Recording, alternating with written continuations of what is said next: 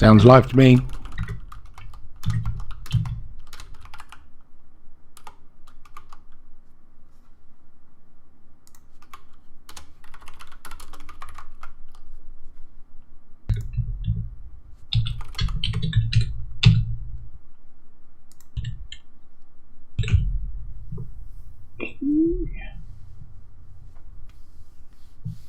Right, I'm going to start the mumble recording as our backup.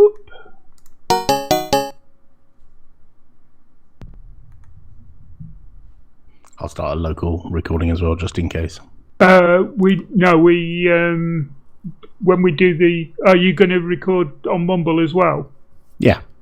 Right, and then we do Audacity as the main recording. Yep. Yeah. Okay, that's fine. Lovely.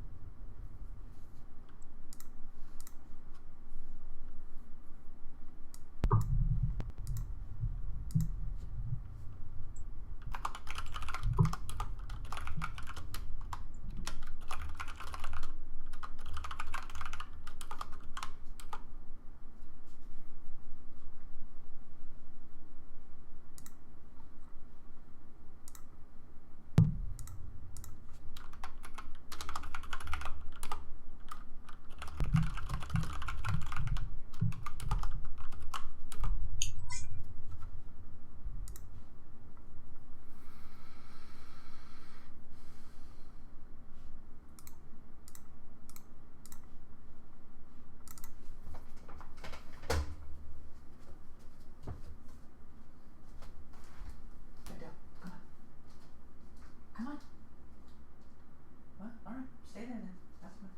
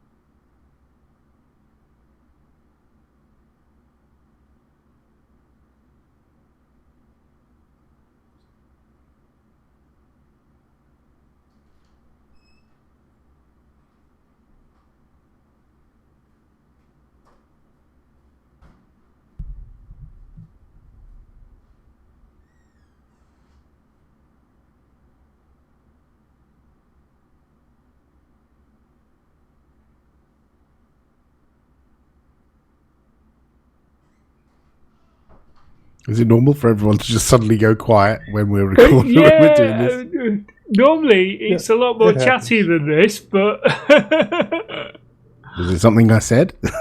I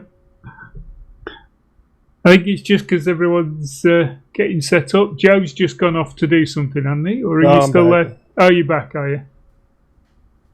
No, it's just we haven't got our chatty fellow with us today, Moss. Moss normally keeps us on our toes.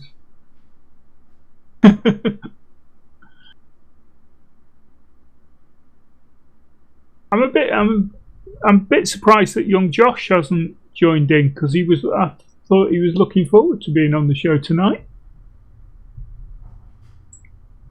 Has he added anything to the notes? Nope. Nothing. No, Hello, guys. Hi, Tony. Hello.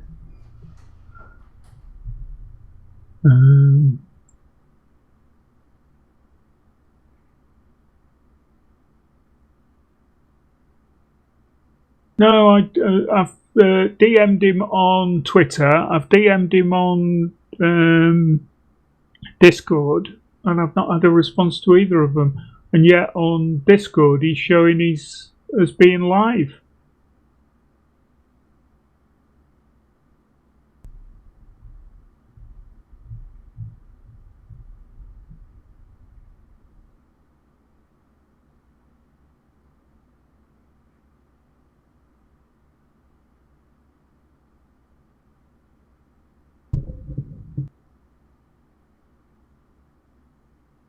You still there, Leo?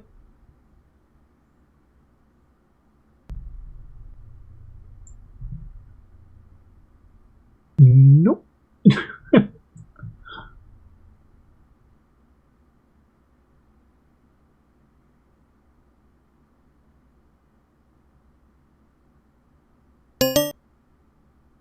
There's Leo. There's the proper Leo, not the streaming the real Leo. one.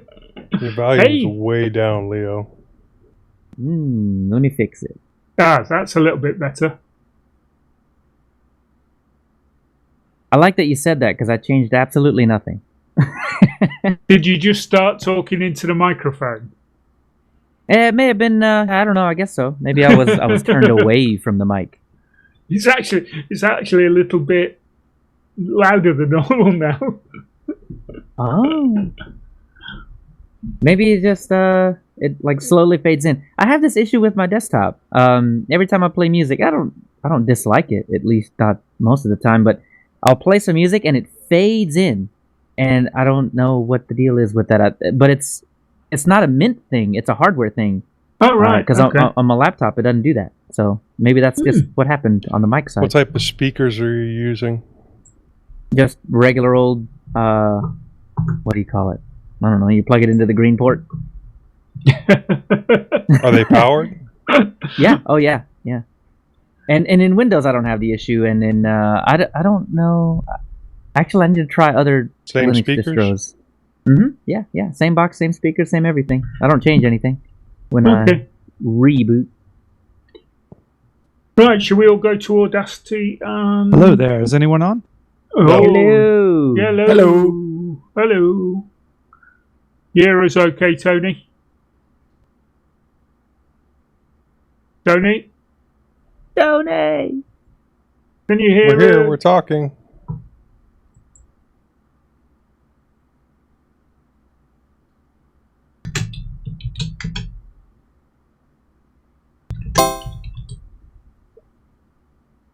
Can you hear us, Tony? Evidently not. No. What is the little girl? What? You want to watch CBS? Your sister wants to go with you. Hey, Alan. By the way, good to talk to you. Hello. Nice to see you too. Maybe. Can you hear us Did that now, work? Tony? Yeah, I can. I don't Hey. know. Yay. Yes. We could Magic. hear you. Yeah, I've had that problem before. Magic close and relaunch application. Did you start Audacity before or after you'd done Mumble? Because sometimes Audacity takes over the audio if you start it after you've started Mumble up. I think I had Audacity up beforehand, but in any case, all is well now. Yeah. Okay. So this is definitely the perfect time to do system updates, right? Yes. Yes, it is. Do Naturally. them. Of course. Okay. Shall we do the 3, 2, 1 record, 25 seconds of silence, and then we can do the 3, 2, 1, 0 for lining up? Sounds great. Everyone ready? Yeah, I think Alan knows what that means, right? You've played with Joe before. Yeah. Yeah, it was Joe who told us all this stuff. Right, I'll do the counting. 3, 2, 1, record.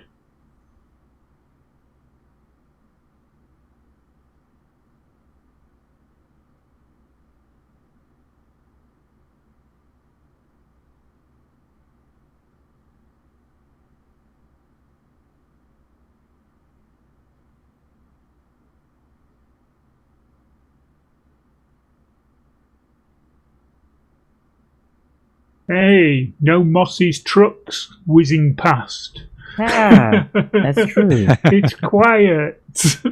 Yeah, I kind of missed that actually. I Wow. don't know. I'm going to have to edit that in, I think. You might hear trains going past my house, so Yeah, you might need to account for that. Well, yeah. I'm on a main road as well, so I do occasionally get traffic coming past. Okay, shall we do the 3, 2, 1, 0 just to get the track line up? What do you say at 0? Do you just all say 0? We all say 0. We say happy birthday. You ready? Ready. Ready. 3, 2, 1, 0. Zero. I was wondering if Lovely. anybody was going to actually say happy birthday. We do 321 biscuits on the Ubuntu podcast, just Ah. because of British biscuits and all that. Yeah. Cookies to you, Leo. Ah. Yeah. I guess we have a cookie majority in this group. Sorry, Tony. Yeah, you do. Well, hold on. So, is there a difference between? So, is a biscuit always dry and crispy? Do you know what? Every time I mention biscuits and there are Americans on, we always have this conversation, and then it will veer off into gravy and Marmite and all kinds of other things. So yeah, Now, Marmite's What, not just a sin. chips? I don't know what to tell you. Not chips There we versus go. crisps. yep, all of that. Yeah. Yeah. I went to London for work a few years ago, and anything food related I learned pretty quickly. So I've got all that down. Yeah. Okay, over to you, Leo. Already.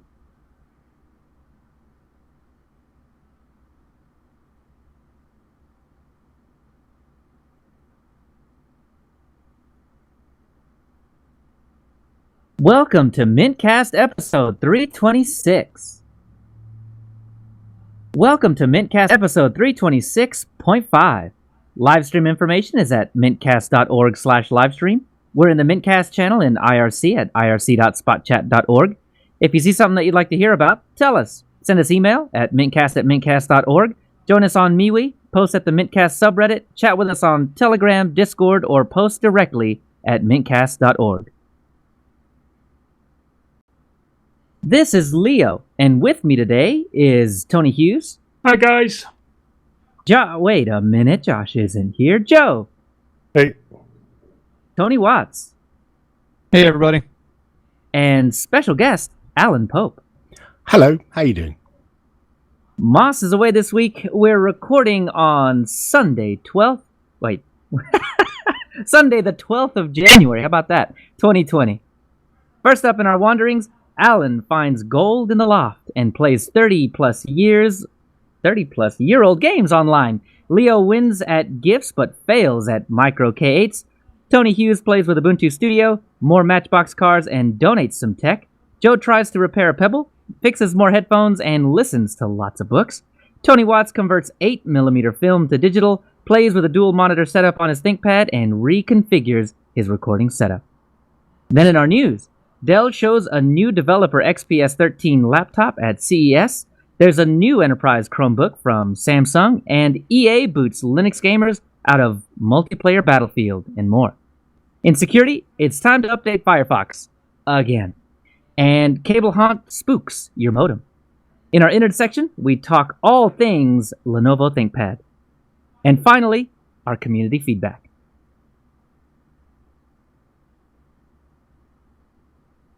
So this week in our wanderings, Alan, I'm going to put you in the crosshairs up first. What have you been up to this past couple of weeks?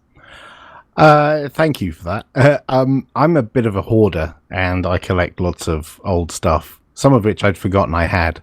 And I went up into my loft recently over the Christmas holidays, and I found a plastic bag full of cassettes. You may remember these from the past. They used to contain music, and in some cases computer games. And I recognized some of them as having computer games and software that I'd written myself and that a friend of mine had written for the Sinclair Spectrum and the Amstrad CPC many, many years ago, like 30 years ago. And I thought, wouldn't it be cool if I could load these tapes? Because I completely forgotten what's on some of them. But I didn't have any cassette recorders or cassette players in what is now 2020, the new decade. So I bought one off eBay. And I don't know many people who would have bought a cassette deck in 2020, but I did. And then I chucked some of the tapes into the cassette deck when it arrived, plugged an audio cable into my laptop, and sampled them. And it turns out you can actually just sample the audio files with Audacity, and they load into emulators. And so you can play software from a very long time ago. And I was amazed that these tapes that have been sat in my loft, which isn't, climate controlled or anything, it's just hot in the summer and warm in the winter and cold at night. And they just loaded, and they loaded fine. I was amazed. That actually is really surprising. I mean, cassettes aren't known for their shelf stability. Right. And the audio that was on them was all over the place. I mean, I don't have the cassette deck that I would have recorded them with anymore, because that's long since died or thrown away or been passed on. And the wow and flutter, it was all over the place. Like, for anyone who remembers the sound of an old Spectrum or Commodore or Amstrad loading, it's like high-pitched squealing, but it should be a consistent tone. And these very much weren't. It was wavering all over the place. But I'm amazed that the error correction on these things managed to load the data in. So I took a bunch of photos of the emulator running some software, including stuff that I'd written, but also stuff my friend Keith had written. And I messaged him with these photos, and he was quite blown away. Partly that I'd got them to load, and partly that I even had a cassette deck at all that was capable of loading them.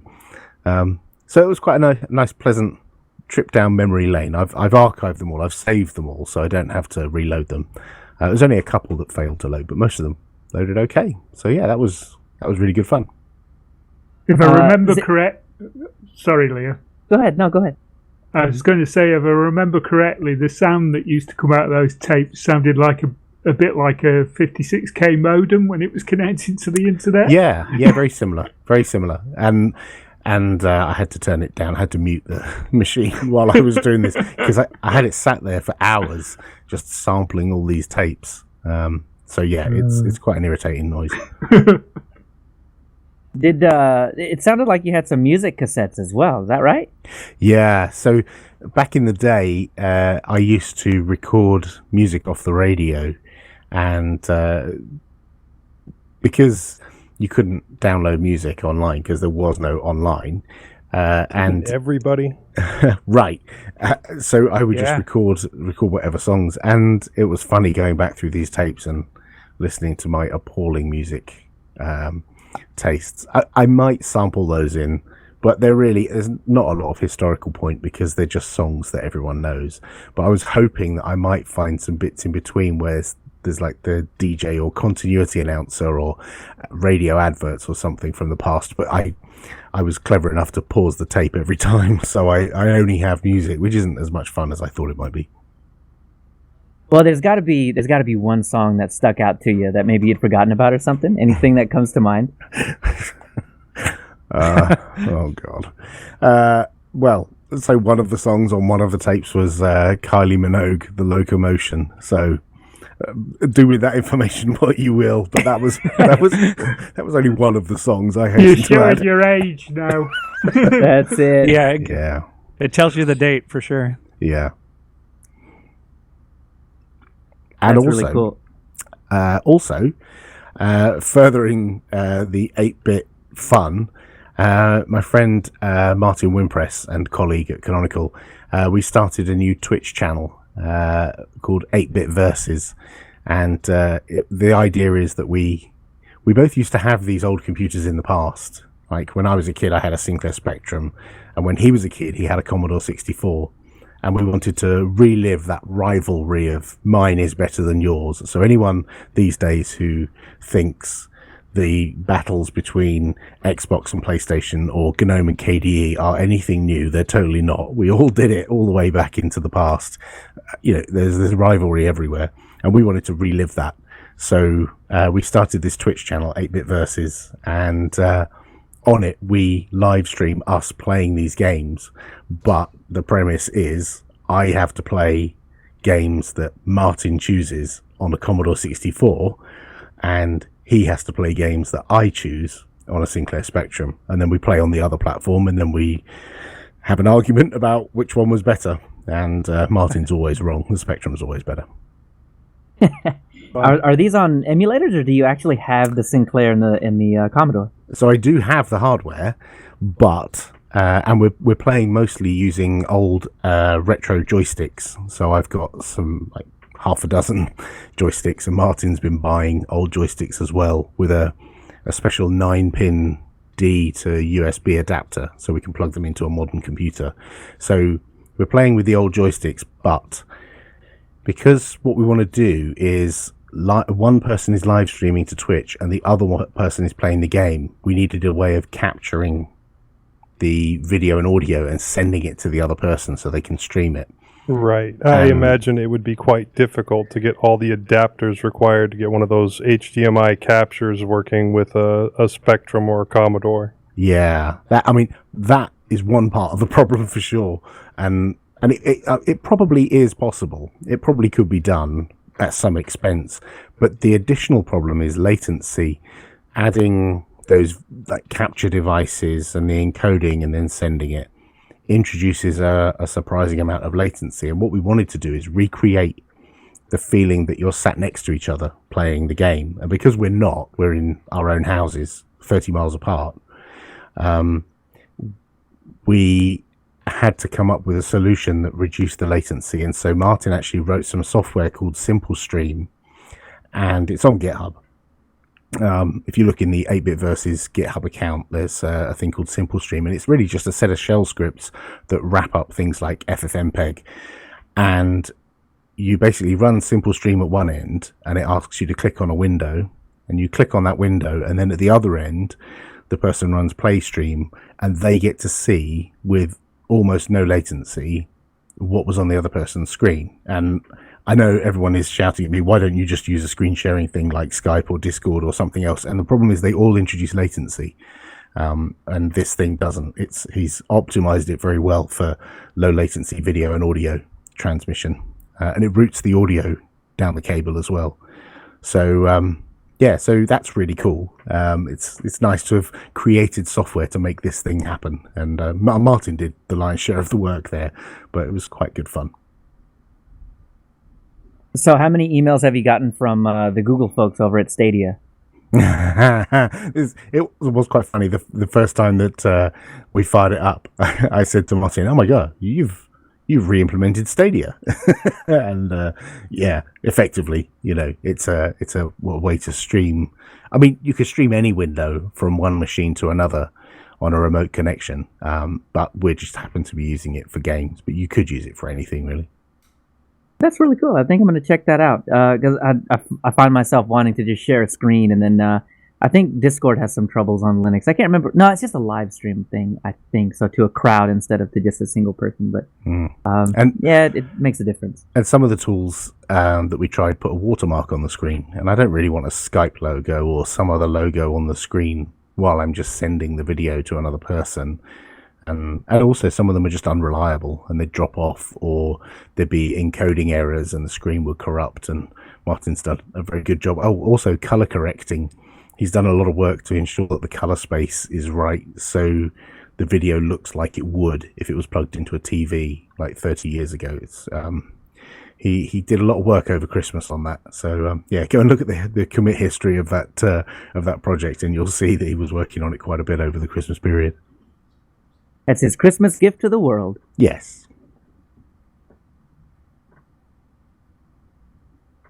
Well, as for me, not a whole lot. I think it's kind of slowed down for me a little bit here this past couple of weeks. But I did get handed a desktop without a case from a friend that wasn't using it anymore. It was just gathering dust in his corner. And he was going to move, so he didn't want to do anything with it. I guess he just didn't want to bother selling it or anything. So he handed it down to me.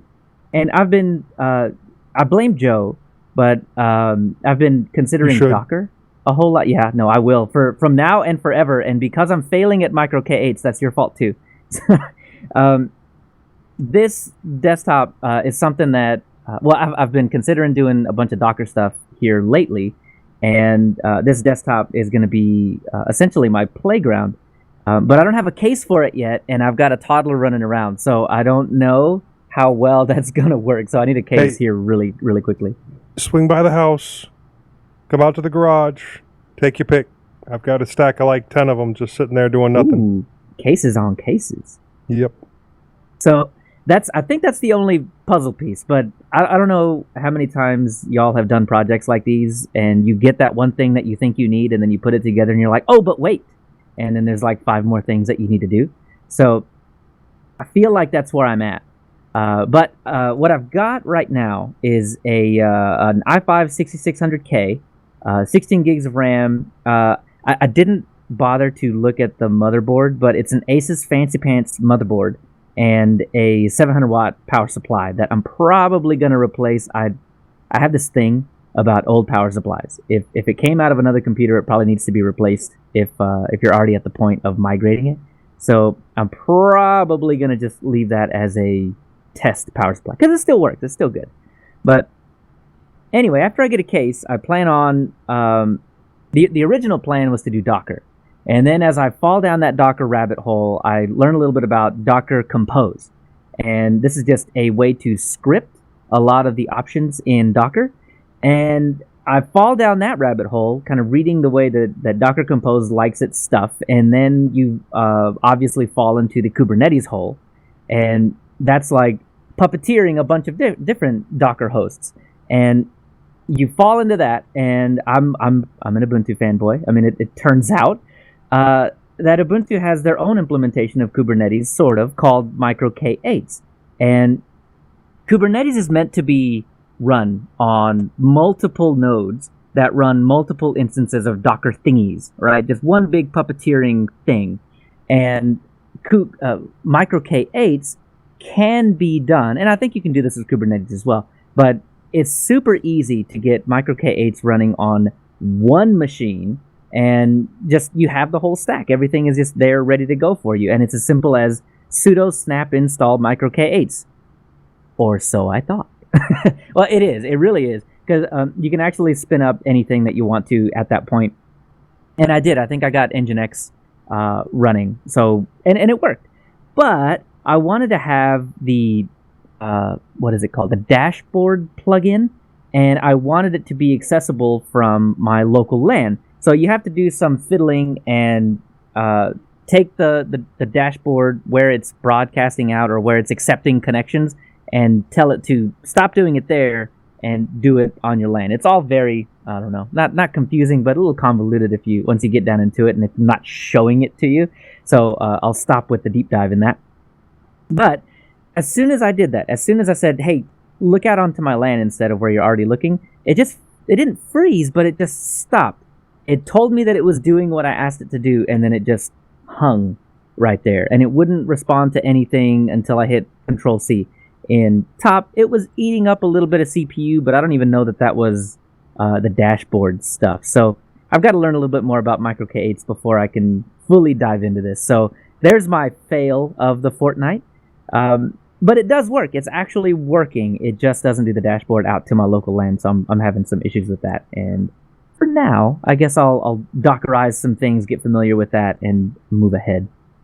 I had a play with Micro K8s at the end of last year on an old HP microserver that I have at home, and I'm very much not a cloud person at all. I'm all about the desktop, and I just followed some tutorial, and I found it used an awful lot of CPU. But I mean, my HP microserver is very old and it's got a slow CPU, but it was quite a beast. I was amazed I got anything running at all. I only went through a tutorial, but I did have to monkey about with it a bit to expose the services to my local LAN for exactly the same reason. It's all kind of firewalled off, and by default it doesn't do that. But the tutorial that I followed did tell you exactly what you had to do to make that happen. So I'm happy to forward that on to you if that helps. Yes, please. Anything will help. While I'm learning this is great. And yeah, for the most part, I'm desktop and the old way of doing server things. So I'm trying to get this whole cloud-based stuff happening for myself. And yeah, so anything will help, definitely. Sweet. And lastly, I've been poking around more with my Raspberry Pi Zero motion camera thingy, and it's been going pretty well. I've got it to the point now where I can get it to record small snippets of video and store it on the SD card, and I have it now forwarding out to my NAS as well. So now I'm still working on the motion detection stuff. If you were listening to, I think it was last episode, Oliver was saying that he had gotten that done. So I've got a little bit of work to do to get that finished up, but overall, I think it's almost ready. What application are you using? It's called Motion. I just installed Raspbian. Yeah, I just installed Raspbian, just installed Motion, plugged in my camera, did that, what was it? I can't remember the command now, but where you flopped in the driver for the Pi camera, and that's it, pretty much it. Just I'm monkeying about with the configuration file now. That's pretty much all I'm doing anymore. Cool. No, I like Motion. I've used it in the past, but never for video, just snap pictures. Interesting. And I think that's something else that I want to do. I mean, just take a picture of whenever the motion sensor gets kicked on, just take a picture of what it was. That way I don't have tons and tons of video getting written to the SD card. Just because I know SD cards kind of have a finite write cycle or whatever. And put a USB I don't stick in and make that the point where it writes. It doesn't have to be a big USB stick. It is a Pi Zero, so I don't have full-size USB ports, and I think I'm all... maybe I'm not. I don't know if I'm using the USB... Oh, yeah, you have to use the USB for keyboard or any kind of access like that. So I guess I could probably make that work with my OTG cable. Yeah, for sure. That might work. Or have it automatically mount to a network location and right there. Yeah, that's what I'm doing. I'm having it write to the SD card and then also copy it out to a network location. I'll probably just knock off the writing to the SD card bit. That might fix my issue. I did this a little while ago, but not with Motion. I used there's a command line tool just called Webcam, and you can configure it with an ini file. I think it's an ini file or .conf or something. And one of the things that you can set in there is the delta between one image and the next one that it changes before it takes an image. So it's very much like motion detection, but it's very broad. Like it's not really detecting motion, it's just a delta of how much the image has changed. And I had webcam pointing out my window up into the sky because there's an airport near me and they do an aerobatics show now and then, and I just wanted to catch the odd plane that went over, and I kept missing them because it would take a picture a bit too late. So I changed it so it was taking a picture like almost every second, and then using things like Mencoder and FFmpeg to turn that into a time-lapse video. And it's amazing the results you can get with even just a pretty basic webcam and a bit of FFmpeg. It's quite remarkable. Yeah, it really is. I've been surprised with how well Motion has been working for me too. There's a web interface that I log into every now and again just to check in on it. And yeah, it's about 1 frame per second. So it's definitely not movie style, but it gets the job done. I've been pretty impressed with this little Pi Zero. Well, that's it for me. So, Tony Hughes, what have you been up to this past fortnight? Oh, been fairly busy. First off, I installed Ubuntu Studio onto my Dell. I've got 2 Dells. One's an i5 and one's an i7, 7440. And the i7 already had a triple install. We had Windows, Linux Mint, and then one of the other distros that I've been testing a while back. So I replaced that with Ubuntu Studio, and I was finding that every time I booted into it, it was reporting errors. So I thought, right, I'll see if it was to do with the fact that it was triple booting. I decided to swap out the SSD, and in that machine it had an M2 SSD and a Caddy. So I took that out and stuck a 2.5-inch SSD in it, did a clean install to the drive, That created more problems in the fact that the ISO I was using, I re-downloaded the ISO because I couldn't be bothered going and getting the hard drive that I had in the laptop bag out and plugging it in, because that was where the ISO was from originally. But the new ISO, for some reason, wouldn't burn a bootable image. So I ended up having to go and get the laptop bag out and grab me 1 terabyte drive and reburn a USB stick. Got that installed, did the clean install. So I've now got a clean install of Ubuntu Studio as the test laptop for distro hoppers for January. One issue I've found so far is, and it's not an Ubuntu issue, but it was a Firefox issue. I can't copy over the Firefox folder anymore. Firefox must, in recent updates, for security reasons, must have prevented you being able to copy over the folder. You used to be able to copy the .mozilla folder over, and it just set up, use that folder as the folder for Firefox, and you had all your bookmarks and everything that you got saved in Firefox out the box, even saved all your passwords and stuff. They won't let you do that anymore. And for some reason, Firefox Sync isn't working. I've got a Firefox account. I've got it set up on my desktop. I've got it syncing. I've made sure it's syncing to the right machine. It's not working. It will not sync all my bookmarks and everything that's saved, and I don't know why, because every time I go into it, it tells me it's syncing, but nothing changes. It will let me send the current tab to the other machine, so it definitely is picking up the fact that there is another machine there that's synced to that laptop. It's just not picking up all the bookmarks and stuff. Don't know whether anyone's got any solutions to that, but I've had I got a hammer you could try. What? Hit the fox over the head and see if it squeals long enough to sink it. That's about right. That or shake it really hard. I've had pretty good success with that. All right. But anyway, it's a minor issue, and then, like I say, it's not an Ubuntu issue. It's a Firefox issue. Talking about distro hoppers, me and Moss recorded the latest distro hoppers this last week. We were a day late because Moss got called into work on the day originally that we were going to record, but managed to get it out, and it was released out on Friday. So you can go and take a listen to that if you've not already got it. Other things non-geeky, I've been non-computer related geek.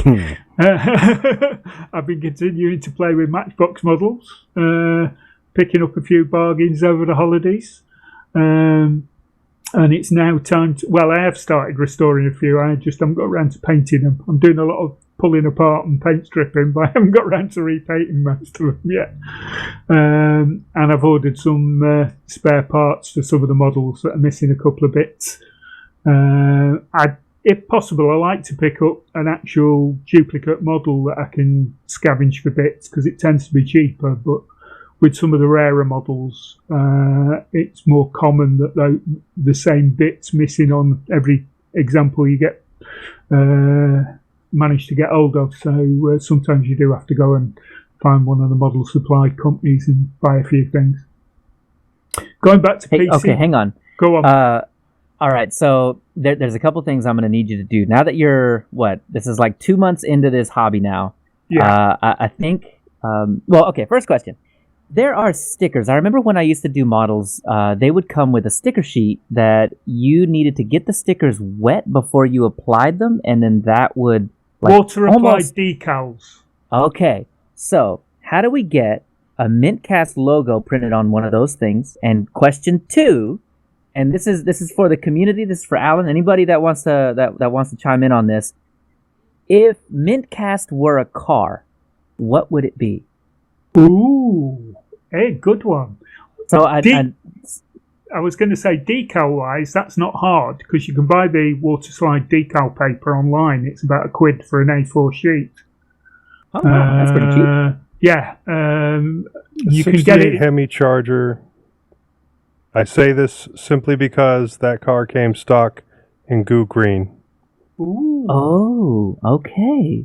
Okay. Yeah. So if we can do that, I think Tony, that's gonna have to be something that you do in the future. You're gonna have to make us a yeah. mintCast car.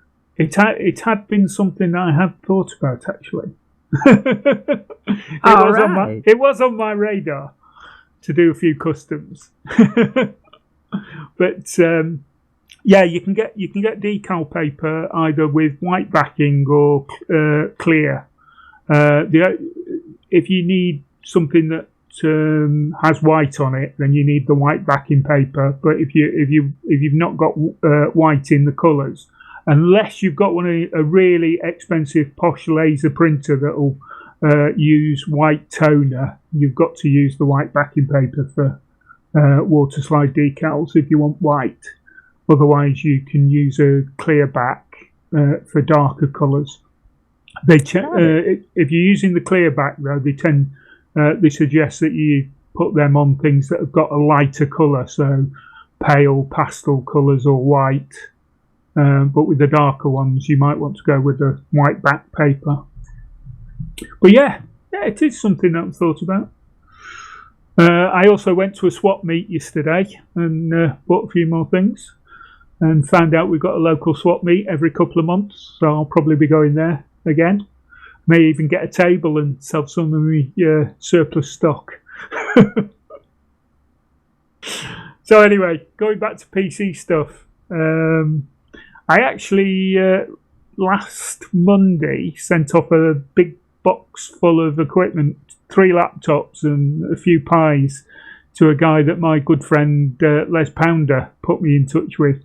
This guy's actually working in Egypt, or going to be working in Egypt, teaching kids computing. And he got out there and found out he'd got absolutely no equipment at all. So Les had already put together a package for him with some stuff. And I said, I've got a few spare bits and pieces kicking around. I had an old Lenovo X61S and a couple of other laptops, one which was mine and one which was a donated one. I think I've talked about the donated one on the show a couple of weeks ago. It was an AMD. It should have been a quad core, but it wasn't. It was a tri-core. It was a quad core that they downgraded to 3 cores because of not working properly. And I'd done that up, and so Les suggested sticking Raspberry and x86 on the 3 laptops, because then the kids can be using the same desktop environment and operating system on all the machines. So I put that package together. It weighed a ton. It weighed 18 pounds when I took it. I weighed it in kilos. It was 7.5 kilos, but that works out about 18 pounds when you convert it. And it cost me about the same in money to post it as well. What, all the way to Egypt? No, I posted it to a UK address. And they so that he forward can, it, and then he's going to take it. He's going to take it next time he goes out there. That's wonderful, Tony. But I was kind of, Les mentioned it, and I've done similar things in the past, giving people stuff. But also currently, Destination Linux channel, the network, having a fundraiser for similar kind of things. You know, they're raising funds for Free Geek in the US, and they're all, we've got similar charities here in the UK. I've put a couple of links in the show notes. The local one to me is a charity called the We Charity. And they're based in Warrington in the northwest of England, but there's several of them dotted around the country. So if anyone's thinking about maybe doing something similar, you can make a donation to help people bridge the digital divide. That'd be great. And finally, I actually joined the Biddle Euro show last night with Alan. And I only realised at the last minute the show was on. I'd forgotten it was the second Saturday of the month. So, and of course, I was on the Ubuntu laptop, so it didn't have Zoom installed. So I quickly installed Zoom onto the laptop and connected. And after a bit of a glitch with the laptop, I managed to get on and stay on there for the full 2 hours. So that was fun. it's great checking out with the people from across the pond every so often again on Biddle. So yeah, that's been my last couple of weeks on Linux and other stuff. What about you, Joe? Well, Toyum, who's been on the show before, he's a maintainer for Void Linux, had an Equalogic PS6500 sitting in the back of his truck, and he just gave it to me. What is one of those? For those of us who don't know what they are. Right. This is a 48 bay SAN box. It's fits on server rails, takes up 4 rows, holds 48 SATA or SAS drives up to, I believe, 3 terabyte each. And it's not your normal like NAS or anything. You hook it up to your server, and then your server handles basically everything else. Now, there's a lot of configuration that it's goes. Joe's power bill. Yeah. Right. I don't have drives for it at this point, but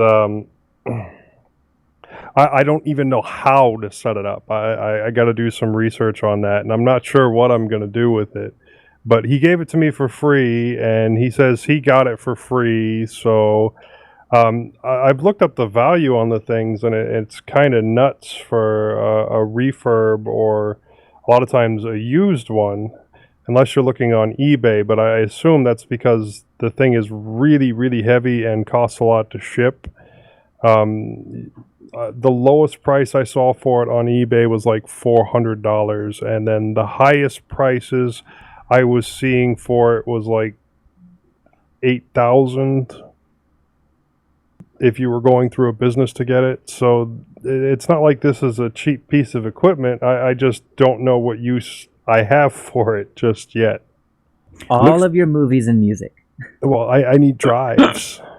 It looks like it would be super noisy even without any drives in it. Probably. It is a bit of a beast, and I doubt that it's going to be spouse friendly.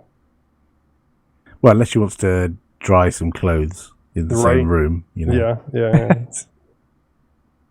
The problem is normally something like that I would hook up out in my garage if I were going to hook it up. And that's fine at this time of year, but not so good in July. So you'll have winter storage and summer storage. Summer giant paperweight. Exactly. Okay, and then Honky Magoo from the Linux Lugcast sent me a pair of Pebble watches to try and work on. They both needed battery replacements, and he had worked on them previously. But I failed miserably at this. I ruined one of the ribbon cables that go around the side on one of the edges, trying to get it seated back in, and that kind of sucked. But the other one is still good. But I did get, he sent new batteries as well. I got those hooked up correctly. All the voltages read correct. But still nothing would turn on. One of the boards did get kind of hot at one point, and I ended up having to reflow some of the connections around the battery, probably just a touch too much solder there. And it settled down, but still nothing. And I did have to solder a cable onto one of the battery boards, and I just used some wire from some Ethernet cable that I had sitting around. The cable is a little bit stiff for that application, but when I checked, like I said, when I checked the voltages, everything came out perfect. And I have no idea why they still weren't turning on. For my listening enjoyment, I decided to go through Jim Butcher's Codex Alera again. Really good series. And I did have to replace my copy of the whole series because the old one was corrupt. Like 30% of the files in each set from each book was corrupt. I'm not sure if it's my hard drive, which is, well, I think I'm using one of the newer 4 terabyte hard drives I have. Just have it partitioned off. So it might also be I did back it up to a 1 terabyte hard drive that was extremely older using BT Sync, and if it got corrupted on that 1 terabyte hard drive, it might have corrupted in the other direction as well. So I might have to do a lot of replacing of my audiobooks. I also listened to the Book of Five Rings by, what's his name? Miyamoto Musashi, I believe is his name. It's interesting, but because of the type of book and the fact that I'm going over with audio, I think I'm going to have to go through it several more times before I get the most out of it.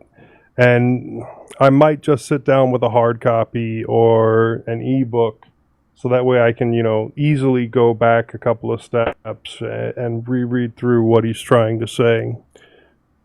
I also read Shattered Bonds, which is book 13 in the Jane Yellowrock series. It's a good book. It's a good series in general. Just not the easiest to follow, especially when it comes to this book. It jumps around quite a bit and references some really obscure aspects of what is turning into a really long series, which makes it somewhat hard to follow, especially since I didn't do my usual and go through all of the previous books before switching to this book. I just jumped right into it. And then right now I'm also going through the Alex Verus novels again. It is a really good series. It's better after a couple of read-throughs and taking in all the details. Also, this morning I was able to attend the Python class that me and a bunch of friends are doing. And we should start meeting weekly again. We were going over oops this time and doing some brushing up since it's been more than a month since the last time we met. And I'm really hoping that after we finish these Python courses, we will continue on and maybe do CentOS or a Red Hat course together. And this is with one of my former coworkers and 3 of his siblings. And I did invite my sister because she wants to try and get into programming as well, but she didn't attend today. And I might also call my brother Joe and see if he wants to get involved. I did a lot of soldering and working on old headphones again. I started out replacing the cable on my daughter's cheap little headphones. I'm not even sure what brand they are. Just grabbed an old aux cable and replaced the broken cable. I found that full cable replacements are sturdier and more reliable than patching the cable or replacing the jack. So I'll do that when I can, and it's not like you can't pick up aux cables cheap enough. I fixed one set of LG HBS 770s by shortening the cable on one side. I had a set of 510s that was out on both sides. So I tried shortening on both sides, but that worked on one side, but the other side was, the sound was very dim compared to the other side. So I did a full cable replacement on that one. I had an extra one sitting around, and it was still dim. So what I ended up doing was putting some flux on the board while music was playing and running the hot iron over it.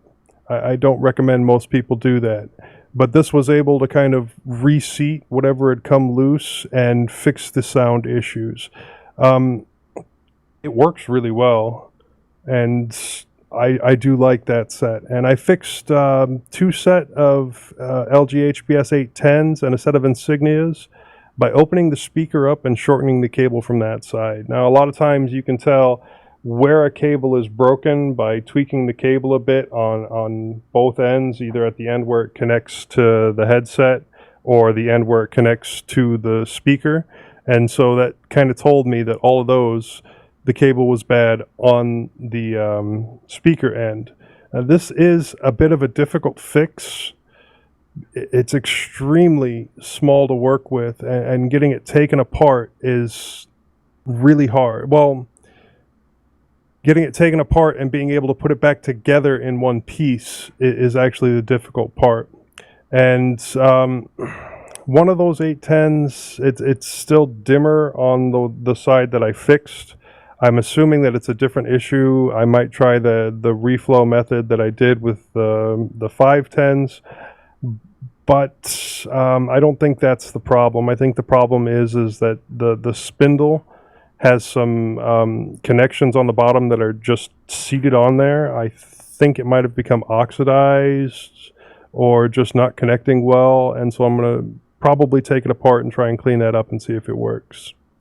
The Insignias work really well for audiobooks, but really, really bad call quality. I mean, on my end, everybody is dim and fuzzy, and then from what I understand, my voice isn't going over the mic very well. But the 1.810 that I did the earpiece fix on, that's working well. And then I think I have 1.820 that I'm going to try that on. And then also full cable replacement on some Air Force Recon 50Xs that I found at Goodwill for like $4 with a broken cable. It was literally snapped on the end. I just took off the whole cable, and I had previously ordered some of the two-sided cables from China, with one side having the mic line in it. And the only problem that I've found is that the sides are inverted, because you have to wear it a certain way to have the mic in the right position, and you have to hook it up a certain way to have the mic line in the right position. And so the left and right are backwards, but you can fix that in Linux with just some bash foo. And then that pair of Z2s that I complained about for like the last 2 shows being broken right on the plastic, I was able to find a replacement headband for it. Not an exact match. It's a little bit smaller, but the hinge fit. The hooks didn't fit, so I had to do a full take the hinges with it and put it on the new system. And it was a little bit larger, but I was able to squeeze it together enough to get the screws in, and it's held together. And I had to switch to the lower profile ear pads, and the squeezing force is much higher than it was before. And the thicker padded ear cups that I had left over, I ended up using on a pair of Krakens. Now, on going back to the LG HBSs, I had a pair of 780s, and I do like the 780s. Good sound, and the greatest thing about the 780s is that the speaker pieces go inside the neck band, so that way when you're only using one side, the other side's not blaring that sound out to everybody else. I tried a full cable replacement on both ends on the 780s, and I was just plagued by problems the whole way through, and when I was done, it still didn't work. It was extremely frustrating, and I needed to take a break, before I got more frustrated while wielding a soldering iron. Some nice things. I picked up a pair of Meze 99 Neos, and I got them on Facebook Marketplace. I picked them up for $20. Now, these headphones are like $200 new on Amazon, so I was really surprised by the price, and they work great. They sound great when I have them hooked up to an amp. I do have a little portable FiO amp, and that pushes the headphones a lot better than just a standard hookup. I also picked up a pair of Razer Krakens for like $15, but these were listed as broken. And I had some really weird problems trying to get it fixed. The left speaker was acting as the mic instead of the mic, but was also pushing sound through. This had the side effect where everything that played on the headphones was transmitted in complete clarity back through the mic connection. I attempted just to replace the 3.5 millimeter jack, just because it was there and fairly easy. I figured it had to be a crossed wire, and this caused me a lot more confusion, because after I had it hooked up again, I was having a similar problem with the speakers acting as a microphone. I did do a lookup on sound bleed, but this was way too clear. And even when I had the mic disconnected, I was still getting the exact same thing. It was a really weird issue. I cut the cable again above the included remote because that's the next place bad things can start happening. And I hooked up a second cable from there, and once again, still the same issue. So I did a full cable replacement on it, and while testing, I found out that the mic is completely shot. Works as a pair of headphones until I find another solution, but I think I may mod an old mic from another system, probably one of the Ear Force 50Xs or 60Ps or whatever, those removable mics. I think I even have a Triton one sitting around. And just get like a mono jack and see if I can hook it up that way. I basically bypassed the surface mount board that was built in and hooked up everything direct, except for the offside speaker. I stuck to the board for that one. They sound really good and they're comfortable to wear. I already have a couple of mono connectors, so I might try that fix. And I did not realize that the Kraken took proprietary ear cups, but the ones I bought for the Z2s to add extra padding worked fine because it has like a really large edge that will go around the side, and the nice thing about that is it covers up the hole from where I removed the mic. I did give serious consideration to recording the whole thing and uploading it to YouTube, and I could have done it from my phone, but I had two problems with that. My phone is my Bluetooth testing device, which just wouldn't work while I'm recording. And if I were planning on posting it anywhere, I would have to refrain from cussing, and I was not about to do that. For those of you wondering about all this headphone work that I do, I go through a lot of Bluetooth headphones because I'm listening to things all the time. I'm putting a lot of wear and tear on them. And my kids, they go through cans like it's nothing. My son has a problem with chewing the cables. So, but I don't think I'm going to let them use the Mezes. But also, I ordered a bunch of new soldering tips for my soldering iron, as the ones from Micro Center are just that little bit too short. But the ones I ordered, I got the proper part number. These do fit and work well. I've also been having, back to computers, and intermittent server issues after the most recent round of updates. I'm not sure what's wrong yet, but it'll run for a little while and then I won't be able to connect to it, but it'll look like it's still running. And I'll check the cables, I'll check the connections, and everything will be fine. I do a restart and it works fine. Now, I don't have a video card put into this, but I think I'm going to have to put it back in, and then the next time this happens, I should be able to get more information that way if it's still up and running. And that's really all I got. Any questions? Tony Watts. That server stuff. What's happening with that server? I don't know. I don't know yet. I mean, that's where my Plex server is. I use X to go with it. I use SSHFS with it. A lot of my systems automatically connect to it whenever they get online for SSHFS, and it'll come up. It'll be running. I'll be able to do all my connections, and then suddenly nothing will be able to connect to it. And I'll do a restart and it'll work. And this has just been happening since the most recent round of updates. And I have no way to see what's going on because I can't connect a terminal at that time, and I don't have a video card in it currently to hook it up to a monitor.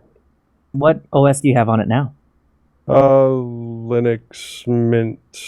It's going to be, what? Not 19, probably 18.4. Oh, wow. Okay.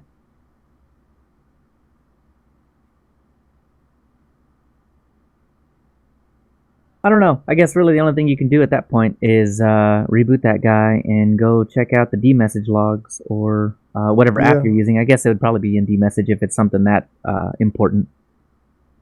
Yeah, but I don't even necessarily know if it's the server itself. I mean, it could be the cable going into the server. It could be the connection to the router. Well, you'll probably It's see very some. If early it's a days figuring it out. yeah, if it's a cable thing, then I imagine D-meshes will tell you something about Ethernet no longer up, something or another. Yeah. Well, I will definitely check out D-message. So is it not actually? I mean, you've said it's down. Is it actually not online now? No, well, it is online currently right now. I restarted it about 45 minutes before we got on the show. Okay. But it's happening maybe, but it happened the first time 3 days ago, and then I had it turned back on, and then like 2 hours later it went offline again. It still looks like it's powered on and everything, and then it happened. It was working correctly as far as I know all night, and then went down again in the evening. And let me check. It is still working right now. So there's a tool that I would recommend a lot of people install on their home servers, which I don't know if you've heard of. It's called Cockpit, and it's made by Red Hat. It's a Red Hat project, and it is just the most amazing tool for remotely administering servers, so that when it comes back online, you can like remotely get in nice and easily and poke about and look at logs and see alerts and all that kind of stuff. It's really, really super. It's in the archive, but there's a PPA with a newer version in, and it does get updated. But the neat thing about it is you can put Cockpit on each machine on your network, and even remote machines as well, and then you can hook them up to talk to each other. So you can log into Cockpit on one machine, and then it connects to the cockpits on all the other machines and presents all the data in like one cockpit view. And you get like a graph showing CPU or memory or whatever, but it's the graph of all of your machines if they're all running Cockpit. It's really very clever. It's a bit like, the webmin of old, but nice and secure and modern and has lots of useful features. But there's a button in there you can get a shell on the machine as well, so you don't even have to SSH in. There's like a button in the web UI that just takes you to a terminal inside the browser. It's really lovely. I'd highly recommend it. Okay. Yep, I second that. Check that out. That was something we were talking about a handful of episodes ago. I think it may have been with Josh or somebody. But anyway, yep, I definitely second Cockpit. It's fantastic. Now, I remember we were talking about different tools that do this type of thing. I don't remember Cockpit specifically.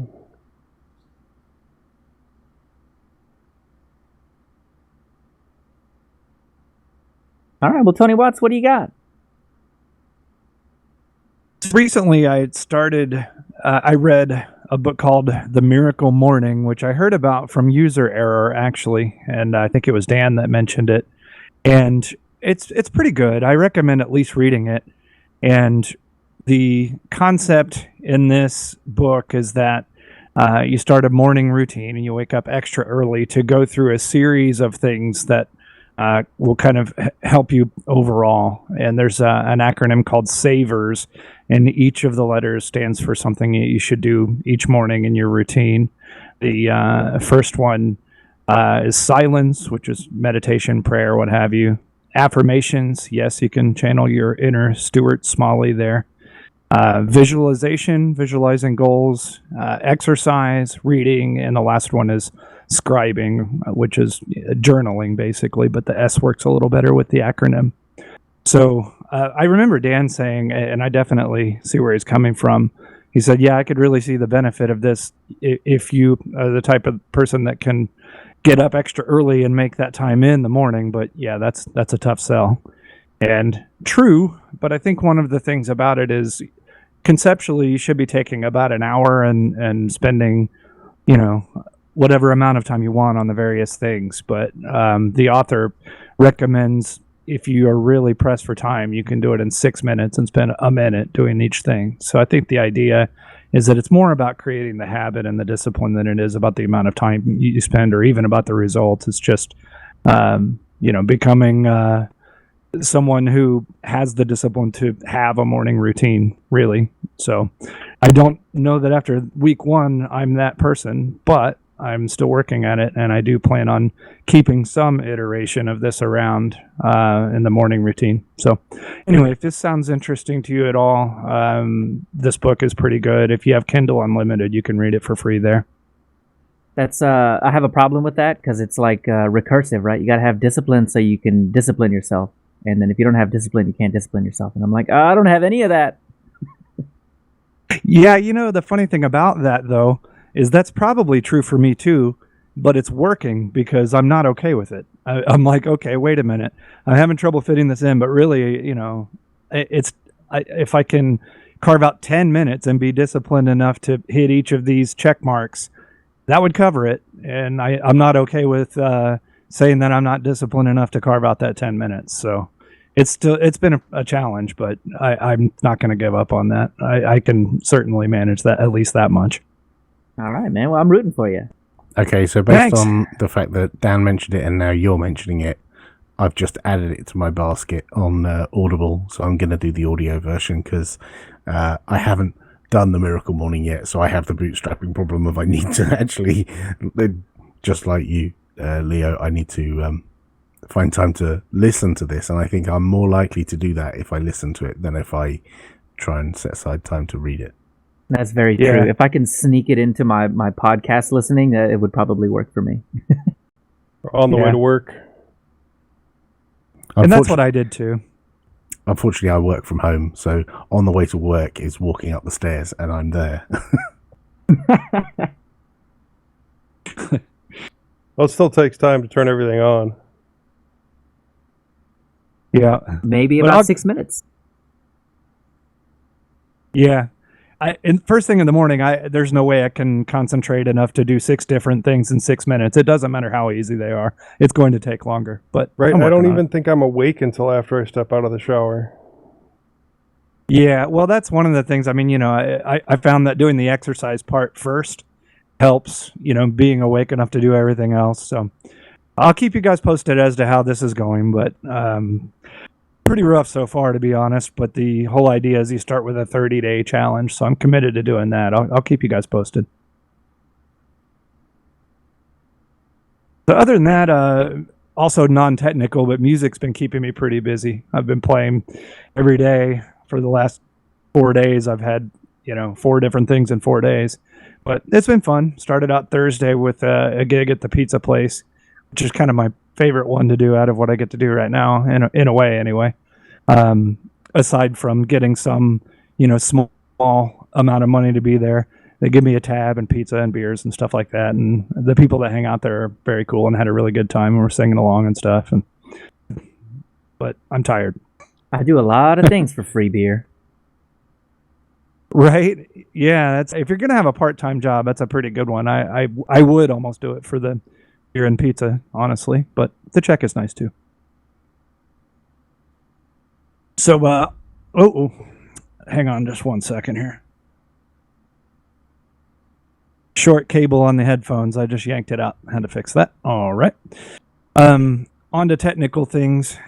This is not a coincidence that it kind of lines up with what Alan was doing. I knew what he was kind of up to, tinkering with cassettes, and I have had an intention to take 8mm video that I camcorded years and years ago and digitize those. So I've started playing about with that, and I bought an adapter on Amazon for about $10 that will take composite video and put that to USB.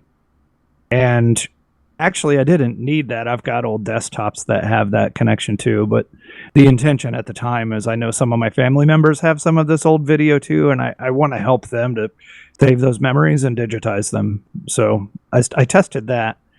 And the hardest part about all of this by far was just finding the stinking cables and stuff that go with this old camcorder. I managed to find the camcorder itself. I have this USB adapter. I'm still missing the cable that goes with this Samsung camcorder to make this work correctly. But I basically just laid my hands on the first thing I could find that has composite video out, and that happened to be a Super Nintendo. So I hooked that up to this adapter and gave it a test run to record Super Nintendo into the computer. So that was successful, but not as easy as I had hoped it might be. I was using VLC to capture the video, and for whatever reason, it wouldn't grab the audio stream. It returns an error. Your input can't be opened. VLC can't open MRL file, blah, blah, blah.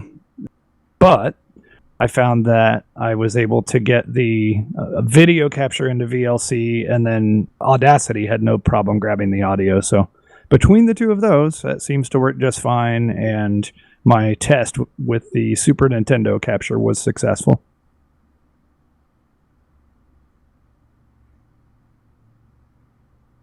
Okay, so you were able to hook a Super Nintendo up to that adapter, and you were successfully able to put that into VLC? Yeah, for the video. I mean, the caveat there, I was able to get the VLC video capture. I didn't get the audio in VLC. That didn't work out, but I had audio in Audacity, video in VLC. Between the two, I can capture both and join them up later. Cool. Yeah. Now, if I can just find that stinking video for this camcorder, I can actually rip the stuff that I was meaning to capture, but get in there. All right. On to a conundrum I had. I told you guys a few weeks ago, I got a new laptop issued to me from work, and it's a ThinkPad T480.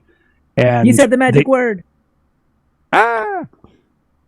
So they didn't give me a dock for home with that, which I wouldn't have expected them to. I have a ThinkPad dock on my desk at the office, but I do an awful lot of work from the house. So I was trying to get a dock going at home, and that was more of a pain in the butt than I thought it would be. I've talked about that a little bit here, but basically I bought a USB-C hub that was a cheap one for about $30, and it had a VGA output and an HDMI output. And I was not necessarily sure that would result in dual display, and it didn't. Basically, those ride the same connection, so it would mirror two displays, but wouldn't give you an actual dual display. So I ended up just buying another cable. I got a USB-C to HDMI cable and ran that into the other USB-C port. That did work, and I did get a proper dual monitor out of that. So at the end of all of that, what I probably should have done is just really asked nicely for another ThinkPad dock for home, because this is really to do my job with. But anyway, for about $40, I came up with a solution that works okay. And the ThinkPad docks are, I think, close to $200. So I guess that's good. The only cons, there is no power button in this setup. Of course, I have to power on the laptop and then shut the lid. And instead of one USB-C cable, controlling everything, I have to plug in two cables, which is not a big deal. So anyway, it's working. It's doing what I need it to do. My recording setup, I'm really happy with a couple of minor upgrades. One of them I should have just done a whole long time ago, but I have been using this boom stand that's like a music stand, goes to the floor. It's not made for a desk. Had it sitting behind the desk and kind of coming down from behind, and didn't really get in front of me like I wanted it to, which is kind of ridiculous. These desk boom stands are very, very cheap, but that was one of my Christmas gifts. I got just a cheap, I think it's the same name brand that Moss is using. It's a Neewer boom stand, and so that's a big help right there, sitting a little more comfortably today. Sorry, Joe. With that boom stand, your issue is that when you extend it out, it's basically blocking off part of your view? That was definitely one issue, and honestly, This stand is just so old, it wouldn't stay in place. It would kind of droop down, and just a whole mess of issues, really. So I was wondering if it was the same issue with the new one you got. No, the new one's awesome. It's great. No complaints there, especially given I think it was a total of $11 or something. It's great. Yeah. No, I ended up having to buy a mic extender for mine, so that way it wouldn't sit in front of my computer with my comfy living room setup. Yeah, because I'm sitting at a desk, I'm staring over the top of the mic at the monitors. It's not in the way at all. It's perfect. Cool. I've got a new audio interface too, and I guess technically I don't own it, but it's on permanent loan to me. Basically, it belongs to my drummer, and we have no use for it in the band. The PreSonus audio box, I talked about it a little bit here before too, but I tested it out. Leo, the one issue that you mentioned with the Behringer interface, where the audio is limited and has a decibel ceiling, I've had that same issue with my M audio setup that I've been rocking for years and years and years. The PreSonus box doesn't have that issue. It doesn't seem to limit the audio level at all. So that's good. So it's probably got to be a preamp issue. I bet if I bought a bit of a more expensive one, it would probably be a whole lot better. Yeah, probably. And the only reason I'm not using it today, but the only reason is I haven't sent you a sample audio from it yet. So just to be careful, I probably shouldn't record a podcast on it until I do that and you guys give it the go ahead. But I imagine it's fine. Yeah, I mean, you just do it and then tell me afterward, right? It's better to ask for forgiveness than for permission, right? Yeah, I almost did, but that would have involved more work to swap it out and put it in a different spot, and this other one's already sitting here, so here we are. Last thing I was just going to mention, I got a pair of true wireless earbuds as a Christmas gift. They're Anchor Liberty Soundcore, and I'm surprised at how much I'm using them. I didn't think it was a thing that I really needed or wanted. I have a few pairs of earbuds, and I have a set of neck buds and stuff like that. But I'll tell you what, they have some pretty good ones on the market right now for around $40. And if you're thinking about getting something like this and that's in your budget, I would say go ahead and do it. I've had these in my pocket nonstop since I got them. And it's just great for being able to just kind of pull out of the pocket, and you can just pop in one ear, do phone calls. At my music gigs, if I get a break, I've been doing, Plex and whatever. It's just really, really convenient to just have these in the pocket. I've really been enjoying them. Now, how's the battery life on those? Fantastic. I have yet to have an issue yet. The case charges them, so once you use them and put them back in the case, it charges up. And so every time I put them in my ear, it tells me what the battery level is, and it's always 100% because I'm always just taking them straight out of the case. And then the case itself, you charge, however often you need to do it. But the case has a bit of a meter on it, and it'll show 3 dots, and 3 is all the way charged. And I've had it go down to 2, and whenever I see that happen, I just put it on the charger. But I have used these for, I don't even know, 8-10 hours without taking it down more than 1 notch. The battery life is really long. Cool. Yeah. So that's all the random stuff I've been up to. I suppose we could maybe get into some news. Let's do it.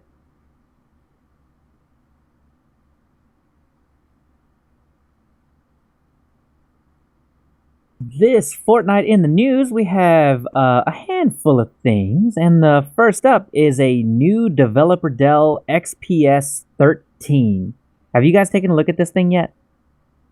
No, I have seen a lot of the coverage from CES, and yeah, the Dell XPS 13 does look really good. It's supposed to have even smaller bezels than the previous one, and yeah, it looks awesome. That's the thing that gets me. Go ahead. They're claiming a battery life of up to 19 hours. Which is nuts. It is absolutely. That's insane. Now, I think they're still set up where if you want touch, you still have to get the 4K screen. Which seems a bit overkill on a 13-inch laptop. So I was traveling with Martin Wimpress a few months ago, and he had one of the new Dell laptops. It wasn't an XPS, it was one of the others. And it had ludicrously high battery life. I don't remember seeing him plug it in at all. I think he plugged it in once by accident when he got back to the hotel because he was trying to see how long the battery would last. Got back to his room and, muscle memory automatically plugged the thing in and charged it up, and then came back later and was like, oh, I forgot. So I think that's the only time he plugged it in while we were there for days. And on one day we sat in a bar with the laptops out working, and it ran and ran and ran for a very long time, and the one he had 2 GPUs as well, and it was just rocking. So whatever Dell are doing and the battery they're shipping in their more modern laptops, it is ludicrously long battery life. So I'm not willing to say that I think their battery claim of 19 hours is representative of real life, because those kind of numbers never really are. But I think it's way over a couple of days. It might do 19 hours if the only thing you're doing is G-edit and the screen is as dim as you can get it. Well, Martin was using it for doing work, editing documents in Google Chrome, and using it like a normal person, like a developer, and he was compiling some software here and there. It was really impressive. It's really good to see that improvements in that area. And he's obviously using Ubuntu Mate, right? No, he was using the stock install because he was reviewing it for the Ubuntu podcast. And so he was using the default install so that he could say, this is what you get if you buy one of these things. Now, again, this wasn't an XPS 13, but, it's from Dell and it has similar kind of internals. Was he using any battery-saving apps like TLP or anything like that? Whatever shipped on the device, that was it. Right. Okay. Really cool. My big problem with XPS is A, they're expensive, and B, you can't upgrade the RAM once you've decided on what you're getting. So if you go for 8 gig, that's all you get. You can't do anything about it once you've got it. And with the new ones, the wireless chip is soldered on as well, so you can't change the wireless either. And I do remember those killer chips having a bit of issue in Linux overall, but I imagine since this is the developer edition, they've probably already tested it and have a module ready for it or something. So, the way that works is they'll send them to us before they ship, and we do hardware enablement, and then, any special modifications that are needed, we, as in Canonical, provide them. And so they ship with whatever's necessary to make them work. That does mean that sometimes it takes a while for that stuff to get upstreamed, and it might be that if you install a different distro, it might not work out of the box, and you might have to jump through some hoops, unfortunately. Well, lucky for me, I'm usually on an Ubuntu flavor of some sort, so yeah, that's pretty cool. Well, here's hoping those new XPSs are good, and here in about 3 years, I might actually set my sights on this particular model. It will probably be about as cheap as I need it to be by that point, so I can pick one up. Though I doubt the battery life will be 19 hours at that point, once it's used up. Speaking of really awesome stuff at CES that costs way more than I can afford, have you seen the ThinkPad Fold? No? Ooh. What? It's not out yet. It's supposed to be coming out mid-year. It's the first folding screen laptop, and it's coming out for I think the base price is $2,500, and it basically it looks like a tablet, except it folds in half, or it folds halfway if you want to at a 90-degree angle, and it has a magnetic Bluetooth keyboard that you can slip on the front and make it look like a netbook. And when it folds down, because of the curvature of the fold, that keyboard sits right in the middle. Check out some of the YouTube videos for it. I've also included a link in the check this out. You guys think that the folding screens are going to catch on? You think that's actually going to happen? To some extent. We're only at the first generation. We've had 1, maybe 2 generations of phones, and this will be a first generation laptop. You could have probably argued a few years ago, do you think touch screens on laptops will be a good thing? And now, every other laptop has a touch screen. So I think it's one of those things that will get better. I can't see value in it. I have played with one of these devices, and it definitely is first generation. Maybe in the future, but for me, not yet. I see the value in tablets. I see the value in phones. It prevents you from having to get a case. It gives you more real estate. But laptops, probably not. Yeah, as far as touch goes, I don't know how many times I've actually poked at a screen before, and it's surprising to me when the mouse moves or when I click on something when I do that.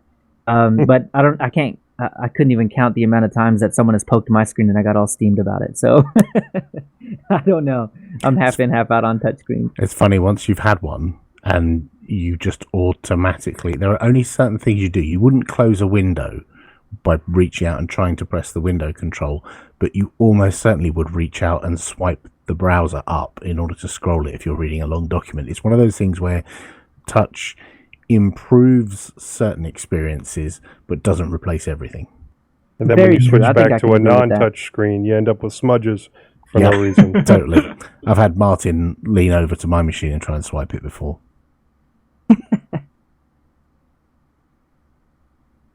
All right, next up, still at CES, Samsung introduces enterprise-ready Galaxy Chromebook. Who put this one in there? I did. I just spotted it. There was nothing in the news when I first went to look at the notes, so I went and had a check around, and this popped up, and I just thought, yeah, this will have to go in. Enterprise Chromebooks? You know, I can't... So I guess... Go on. What were you going to say, Leo? Yeah, I was going to say, what do they mean by enterprise? I guess that means you can pop it into the Google dashboard thing that they have and administer it Possibly. Remotely? Yeah, I don't know, but looking at the specs on it, this is amazingly high spec. It's got an AMOLED OLED screen. You know, it's it's a nice piece of kit, but you know, I'm not sure it's going to be used in the corporate world, which is what they're saying it's going to be aimed at. I would have thought people would be going for the Dell XPS, personally. Well, but Google's trying real hard to do that corporate thing. Yeah. Anyway, there's a link in the show notes to the Samsung Newsroom site. You can check this out: 16 gigs of RAM, 1 terabyte SSD, Wi-Fi, and Intel i5. It doesn't actually say; it just says 10th gen, and a 4K touch screen, 13 inches. Okay, I mean we're talking an actual laptop here. It's a Chromebook, or it has Chrome OS, but it's on a laptop that you would buy off the shelf at. Wow. Okay. I think it's aiming at the XPS market, but whether people want a Chromebook to do that, I don't know. Very nice. And next up, this is something that I've been kind of tracking over the past few days, but EA boots Linux gamers out of multiplayer Battlefield 5. So this was an artifact from using DXVK, and I'm not sure if Proton was involved in this one, but it was basically playing the game on Linux would get you a ban from EA's anti-cheat software in Battlefield 5.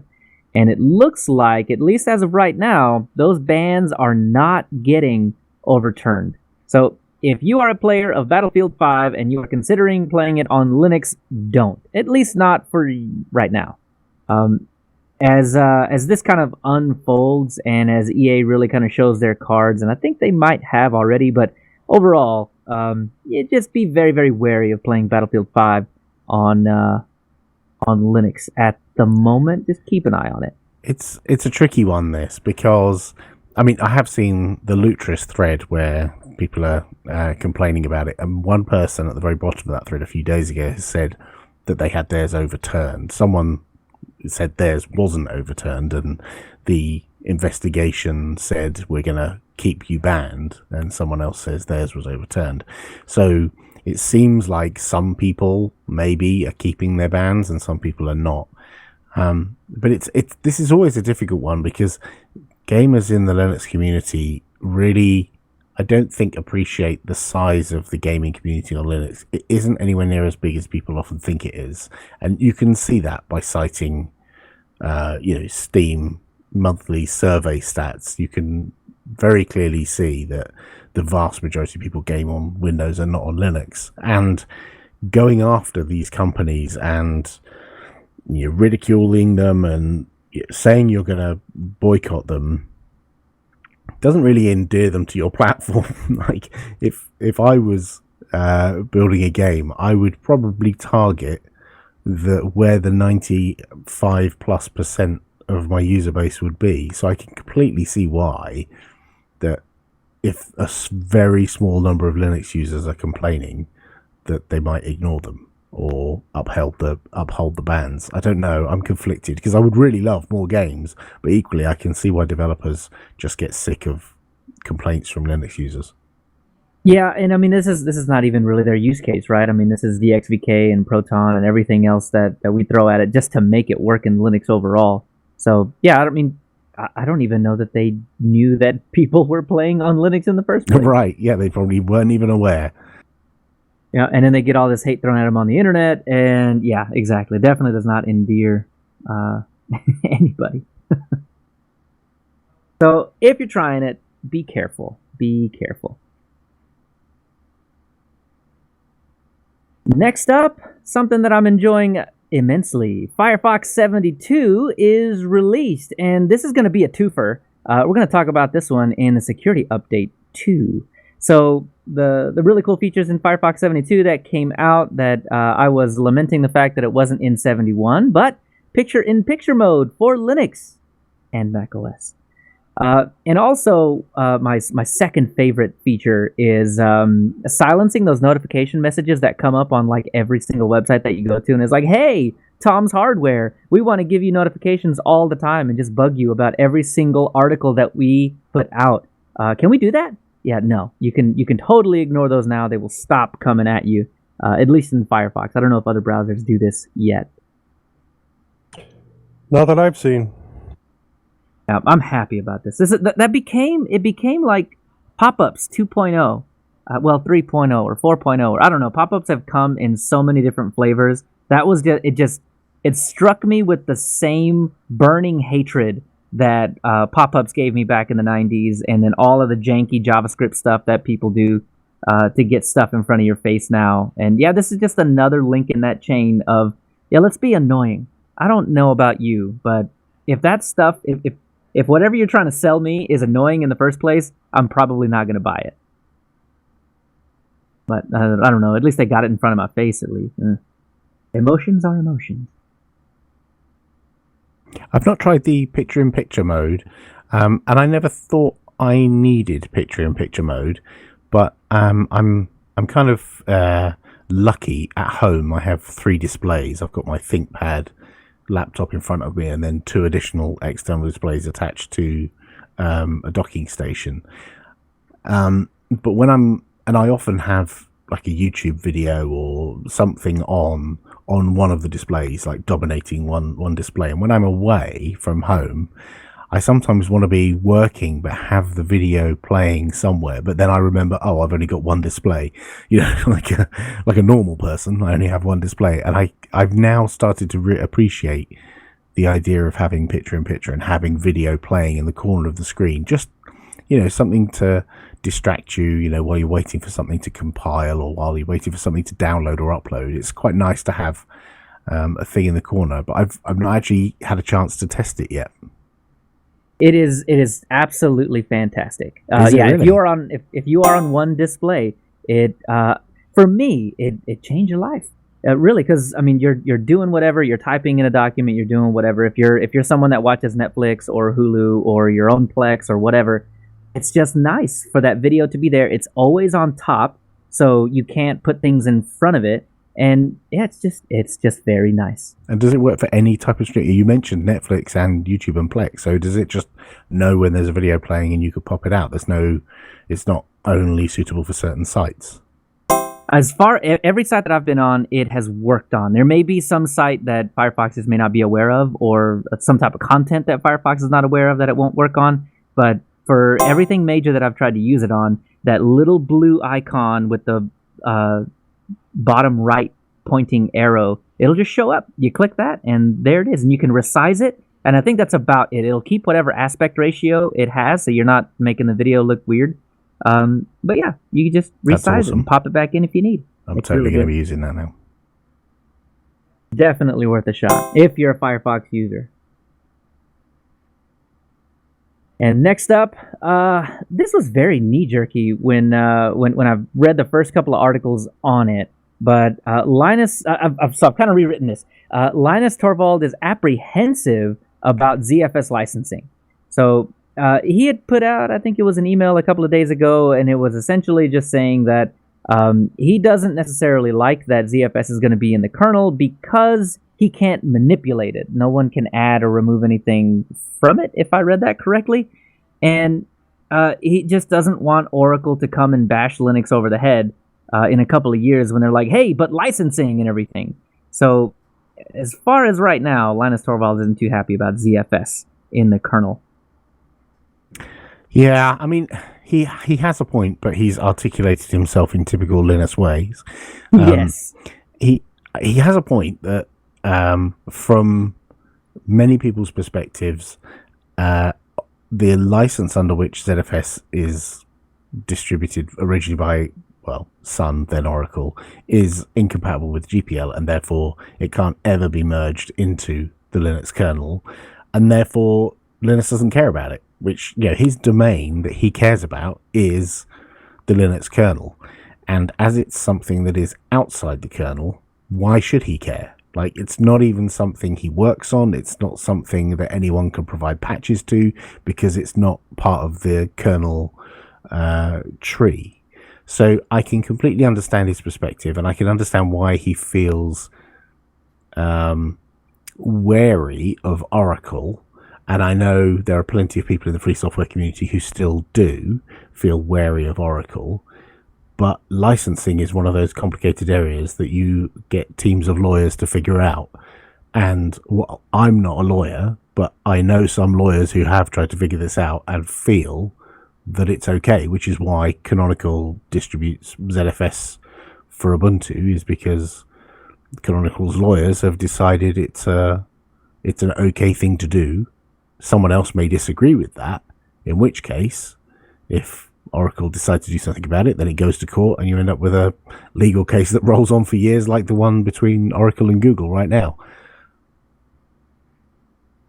It's always a fun cycle to get yourself into.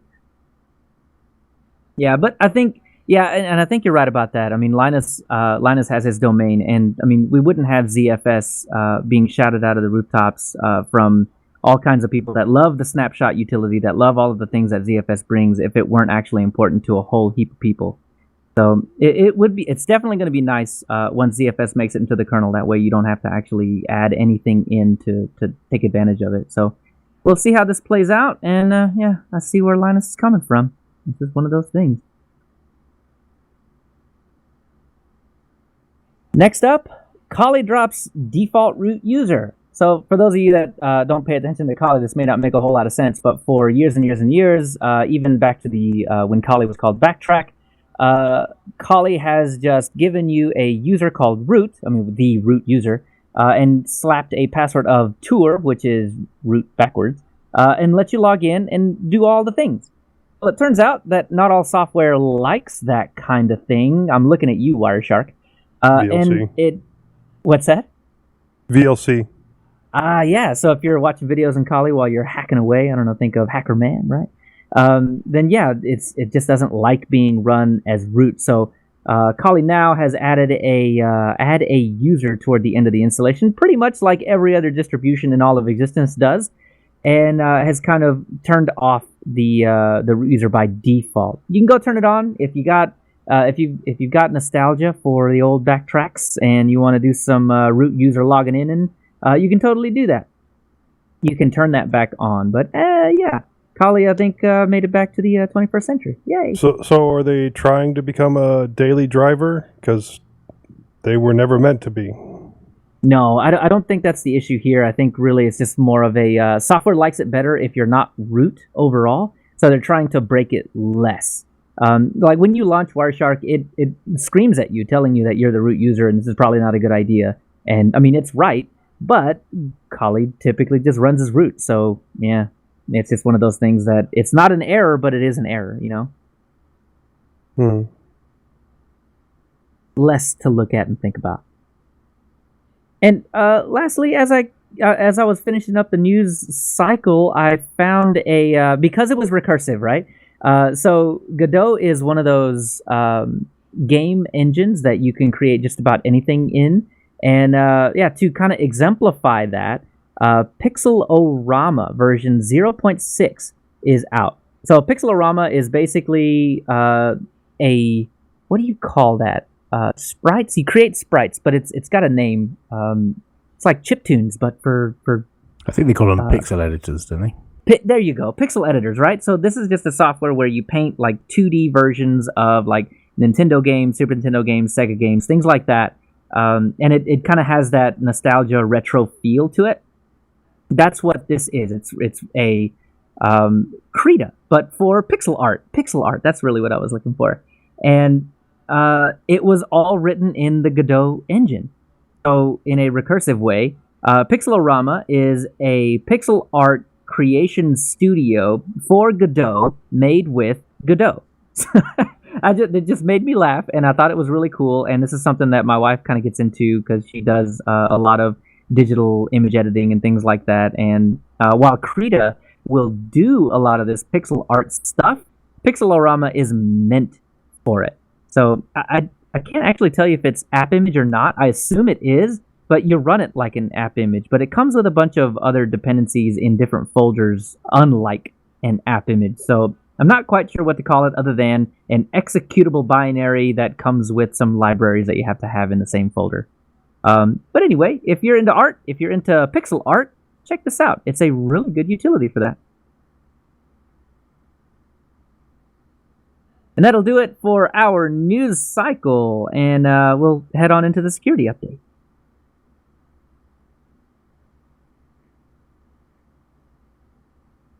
All right, so really quickly, in our security update, we've got a couple of different things that have come up over the past couple of weeks, and I told you Mozilla Firefox would make a return, and here it is. So about a day after version 72 was released, Firefox released an update that is fixing a type confusion flaw that actually was being, and Mozilla has copped to this one, actually being exploited in the wild. So the type confusion flaw is essentially when you add something to the configuration, it doesn't actually check what that is, and it'll just run it. So this can cause issues when privileged data is requested. So you can rip out data out of Firefox that may be privileged. So passwords, things like that. Scary stuff. Luckily for all of us, 72.0.1 and for the ESR 68.4.1 are already out. So all you got to do is go update. So just go make sure Firefox is 72.0.1 and you'll be protected from all of that craziness. Yeah, it's interesting how the news of this, people appreciated that, this is a 0-day vulnerability in one of their primary applications that they use, Firefox. And I found it interesting that it's a bit of a change over the last few years, that people are now mindful of this stuff, and it's in mainstream news, and people are being told you need to update your thing.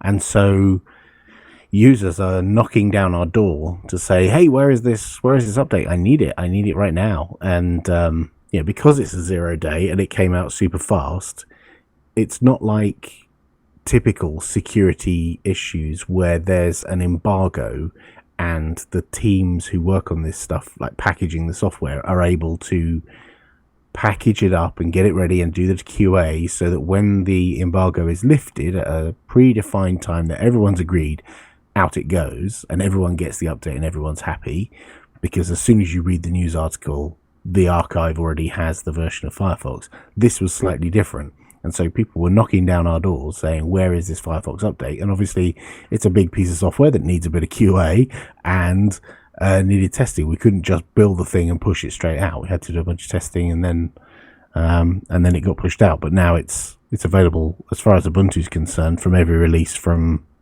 16.04 onwards, I think. That I believe is correct. So yeah, and then Linux Mint always takes about another few hours to get that done because they roll their own repo for Firefox, so they can do that Yahoo shenanigans. But yeah, okay. it is available for Linux Mint as well, so everything's good. Press the update button. Sweet. And then next up, this is not anything that anybody can really do anything about, but if you are on cable internet, cable haunt, this is a vulnerability that affects hundreds of millions of cable modems.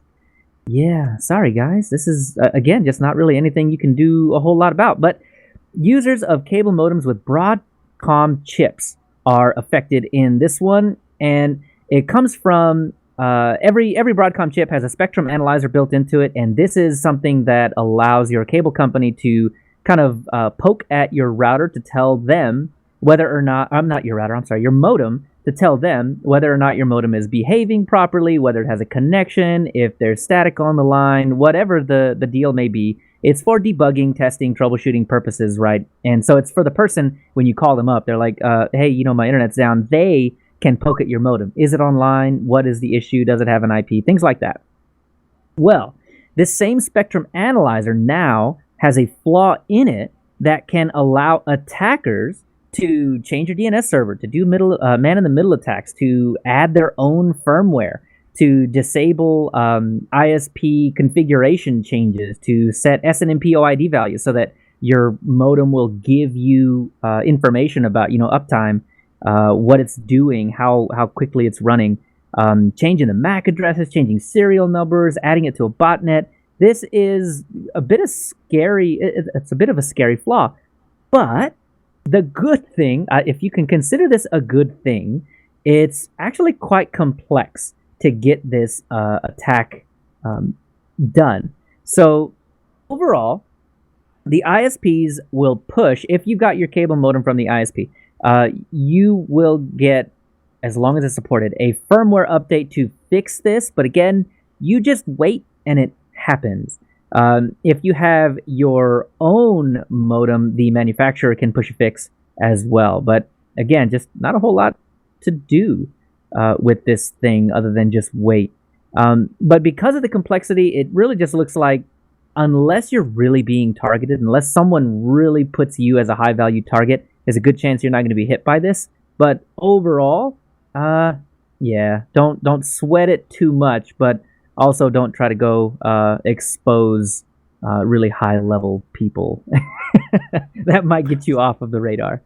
So the first thing I did was, obviously, I'm on cable modem. I've got a cable modem, so first thing I did was check and see if mine was vulnerable, and it turns out the chipset in the cable modem I have, my manufacturer, doesn't use that Broadcom chipset. It uses some other chipset called Puma or something.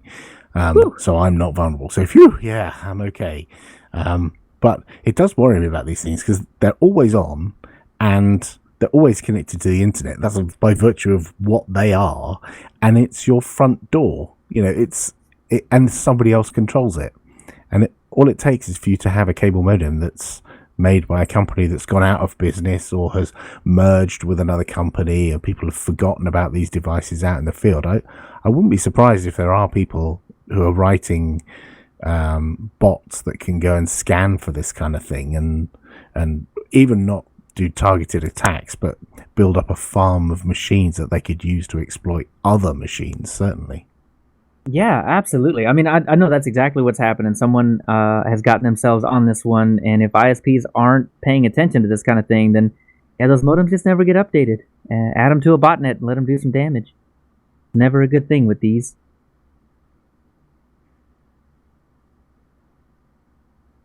All right. Well, those are our two big issues this fortnight. So that'll do it for our security update. We'll move on into our Linux innards.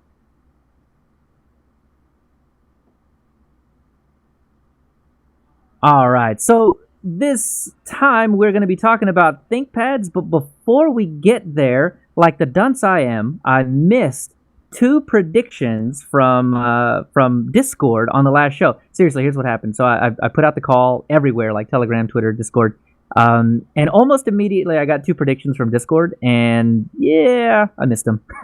So to wrap that up, I've got two predictions. One from Katya predicts that there will be an official Red Hat version of Fedora IoT.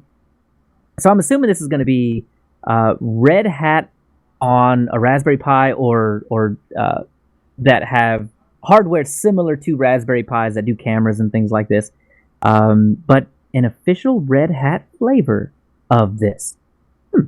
Interesting.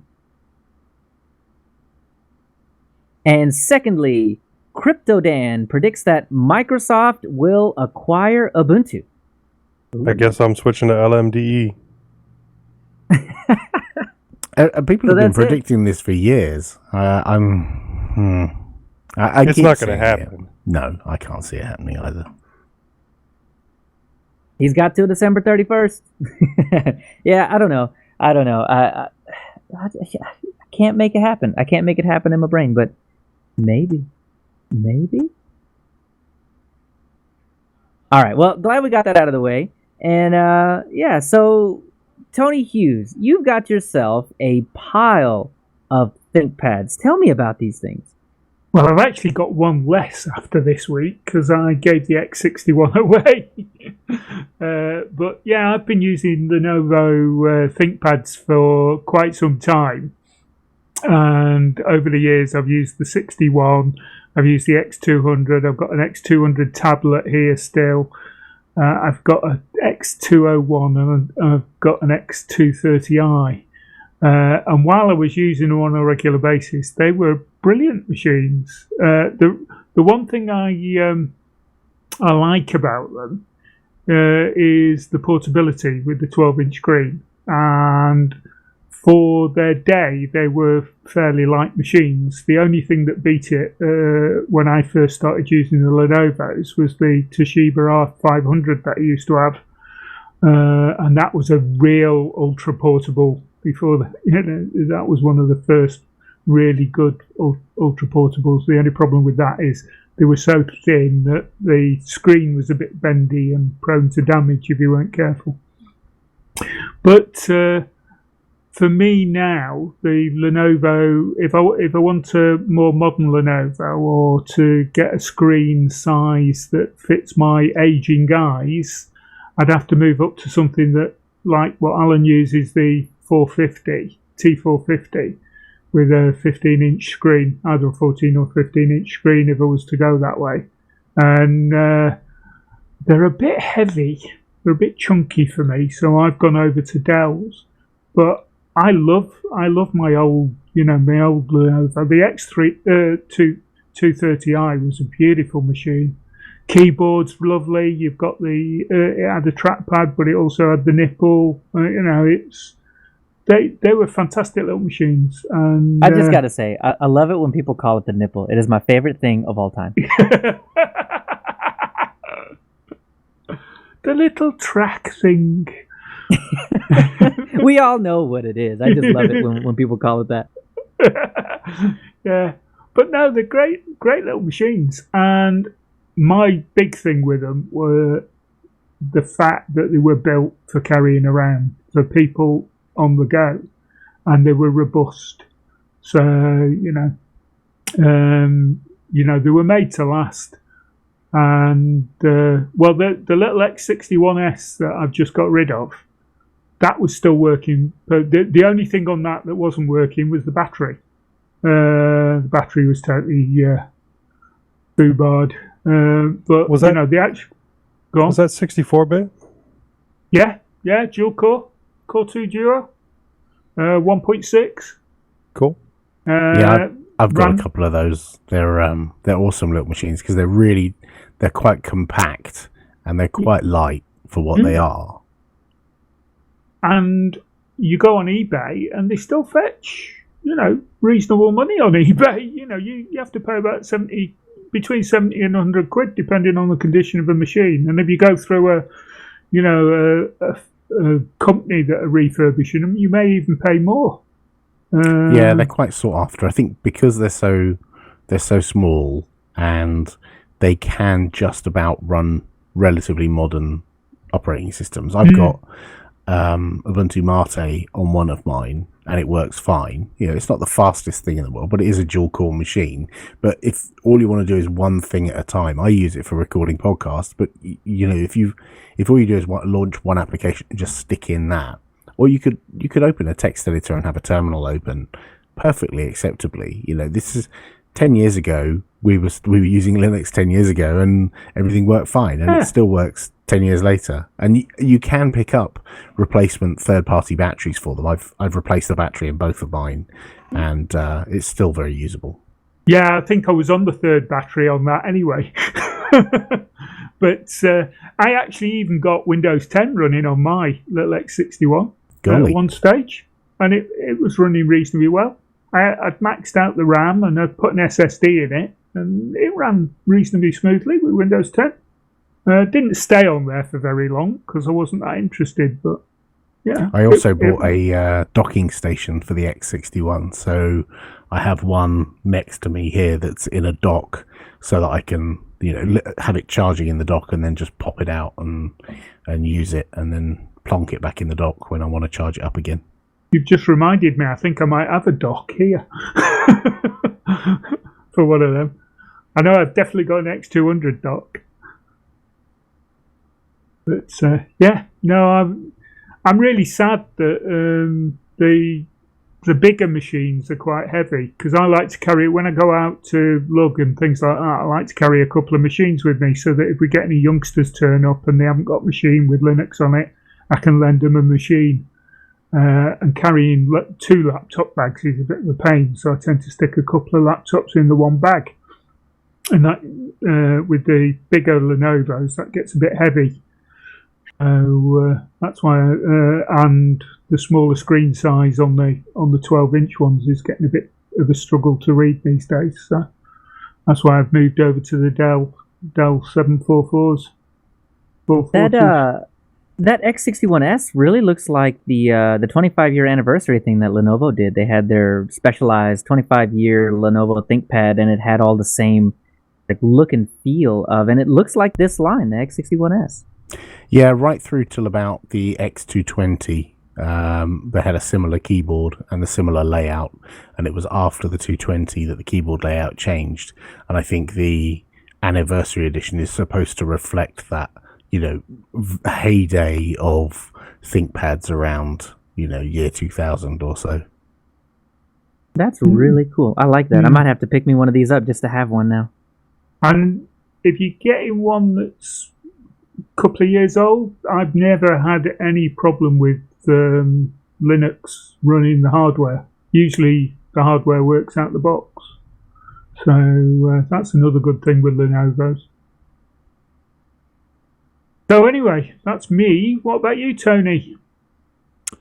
Well, I currently have a ThinkPad T480 that I use for work, and it's not my personal machine, but I've had some time with it, so I can talk about that a bit. Otherwise, I'm using a Lenovo desktop in the house, but I think we're focusing on laptops, and that's a budget desktop, so probably not much to say there other than it is about 4 years old and runs reasonably well for most things. I did have an IBM ThinkPad that was probably 2004, 2005 era, but it's been so long ago, and that was really before I started to foray into Linux, that I couldn't tell you much about it and don't even remember what I did with it. But anyway, on to the ThinkPad T480. I just upgraded to that, and the machine I had prior to that was quite old. It was a Dell E6430, I think was the model. So quite a jump there. I had that for a really long time. So very happy to be onto this. And a couple of things. This is the first laptop I've ever used that has a dual battery situation. So it has an internal battery and an external battery.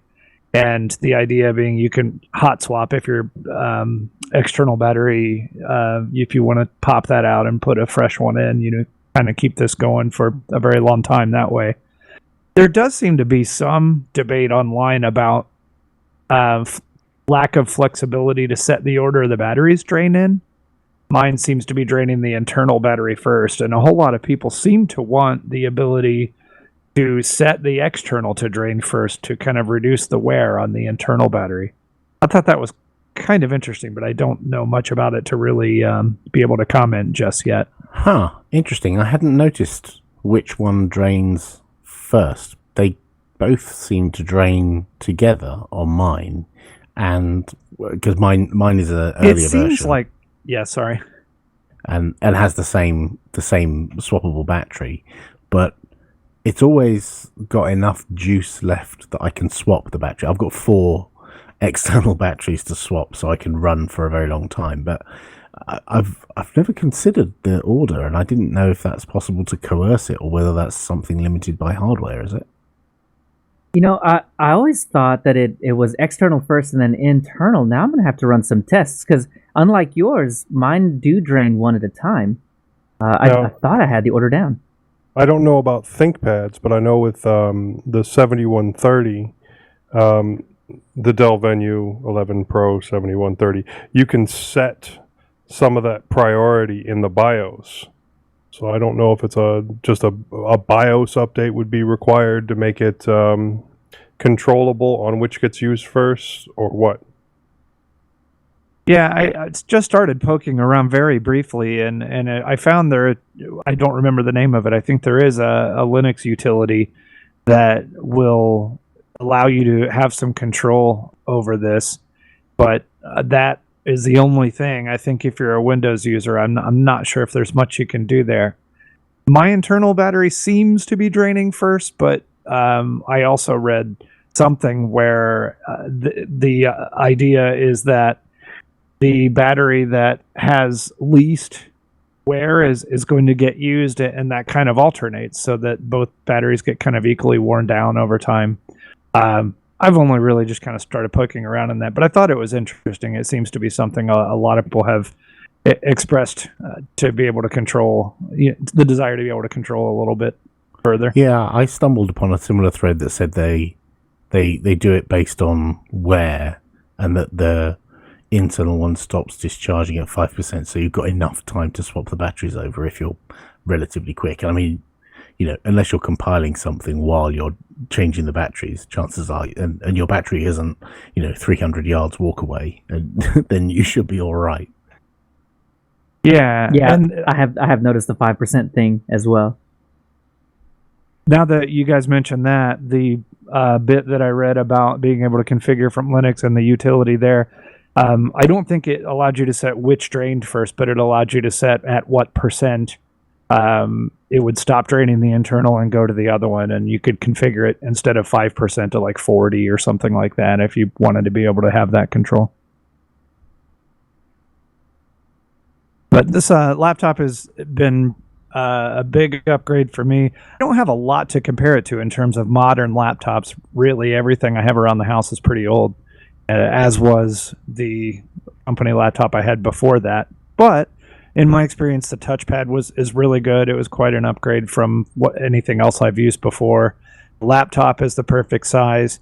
I will say one considerate touch that I really appreciated is their built-in webcam cover. The first time I used it to join a Microsoft Teams meeting, for whatever reason, Teams by default had video on, and thankfully I had the webcam covered.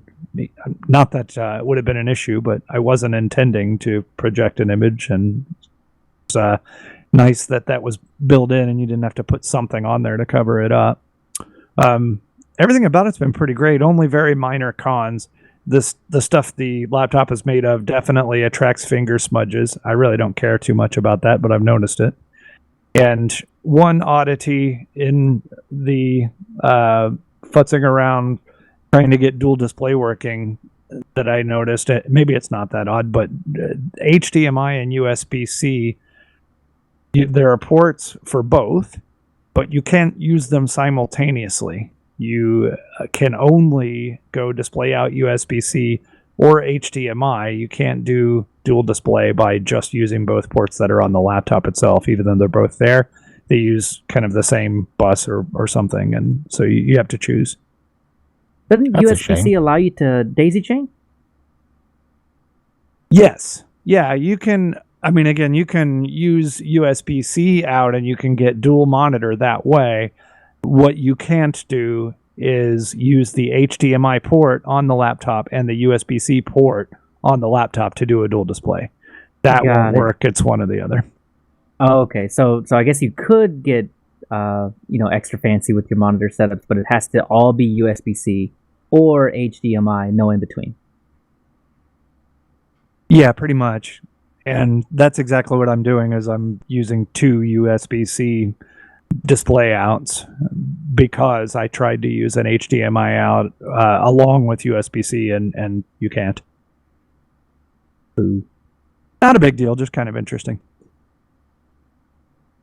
That's about what I've got for ThinkPads. Popey, I have an idea you have more to say. Well, I'm a ThinkPad enthusiast. You could say. So I've heard. Yeah, I recently was in contact with someone who's making a documentary for the BBC about IBM, and they asked if they could come and film some of my ThinkPad collection. We haven't organised that yet, so I don't know if that will actually happen. But they were actually looking for someone who has some of the older ThinkPads that predate Lenovo buying the PC division. So they were looking for ones that were actually made in Scotland, which the older ThinkPads that I have do fit that requirement. So I've got some quite crusty old ThinkPads. I started collecting them a little while ago, and I've got I think the biggest, thickest one I've got is a 380 XD, and it's quite a monster. It's huge vertically. It's got front firing speakers that gives you some idea of like how vertically tall it is. That's a bezel. Yeah, it's well, I mean, front firing. You know, if you look at the very front of your laptop, the bit facing you. Oh, I see what you're saying. Yeah, There, underneath there. the trackpad. Yeah, vertical speakers that are firing directly at you towards your chest, not up in the air. So yeah, they're it's a monster, and it's only a Pentium with 32 meg of RAM. That's meg of RAM, 4 gig disk, and it's running Windows 98. I picked that up a little while ago, and I've left Windows 98 on there. I've taken a snapshot of it, but I left Windows 98 on there, and interestingly, when I first opened the web browser that's pre-installed, it's still got the previous user's data on there. I've cleaned up a lot of it, but when I opened the web browser, it showed me the local cache, because I can't get this thing online because it's got very limited connectivity. It showed me a snapshot of whatever that person had looked at on the web, and the homepage was msn.com. And so I have this photograph of whatever was on MSN like 10 years ago when this laptop was last turned on, and it's quite fascinating to have that little snapshot of the web on that day on that hard drive. It's quite bizarre, but yeah, it's quite a custom machine. You have your very own personal Wayback Machine, huh? Yeah, that snapshot of one website at one point on one day. Yes, it's a very small. That's awesome. I'm never going to run out of disk space for my Wayback Machine. And I've also got an R50E, which is a Celeron. That's 1.4 gigahertz, 1.2 gig of RAM. So that's a bit newer. It's got a 40 gig disk, and I think that one's got Windows XP on it. And that one's in really nice condition. I quite like that one. It's also quite thick, but over time they started getting thinner. And the next one I've got is a T43, which I think is the last generation of ThinkPad models before IBM sold it off to Lenovo. So that one's quite a nice one to have in the collection, being a kind of last ThinkPad. You know, I can't claim it was the last one that rolled off the production line, but it's certainly, you know, in that generation, which is quite nice. And that's got a Pentium M, 1.5 gig of RAM and a 40 gig disk. And that one I picked up in a charity shop. I just happened to be walking past, and I'd been in a few charity shops that day. I wander around them, and in the UK, it's not like Goodwill where they're huge and they have, you know, a lot of stuff and, you know, technical corners and stuff like that. The charity shops in the UK, most of the tech stuff is sold separately on eBay or through other companies. So a charity shop is mostly just vinyl records, clothes, trinkets, VHS tapes, books, stuff like that. So it's quite rare to see a laptop in a charity shop in my area anyway. But I just happened to walk in, and this T43 was sat on a table just inside the door. And as soon as I saw it, it was in perfect condition with a charger. And I asked how much they wanted for it, and she said £20.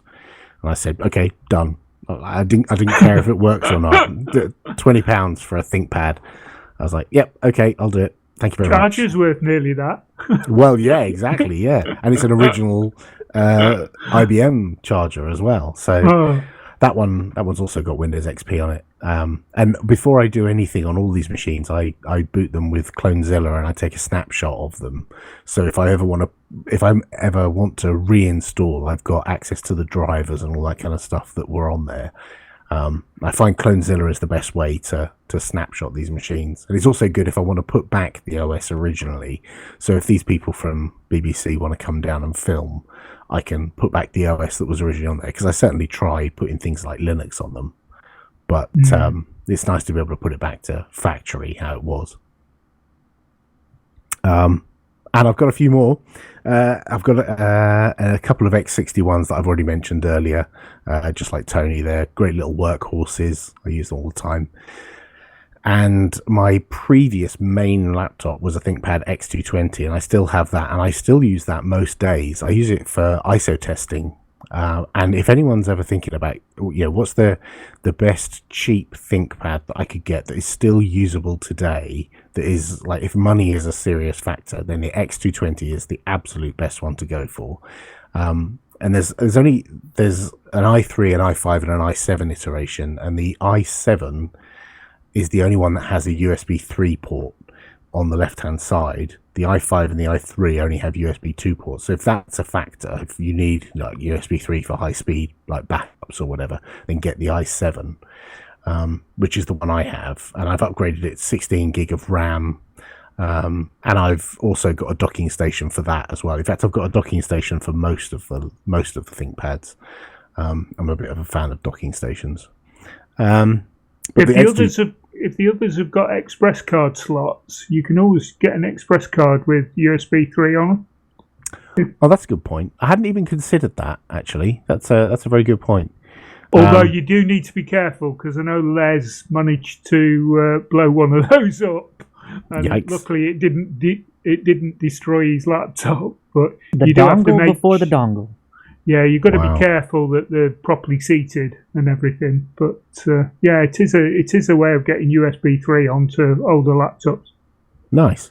Speaking of dongles, I do have, for the older devices that don't have built-in networking, so for the 380XD, for example, I have a PCMCIA network card with a dongle and a PCMCIA wireless card. But the wireless card only supports certain wireless protocols, and I'd have to turn off the encryption on my wireless network to enable that to get to the internet, and I'm not prepared to do that. So the only way I can get that machine online, or the way I do it at the moment, is actually I turn on a hotspot on my phone and turn off the password, and I have the oldest ThinkPad I own connected to the newest mobile device that I own, which I think is quite a delicious irony. I quite like that. But my main machine is a T450 running. It's running Ubuntu 2004 now. I upgraded a couple of days ago. And this machine, I love the T450. I've replaced the display on it because it came with a quite reflective one, which was no good outside or when you've got bright overhead lights.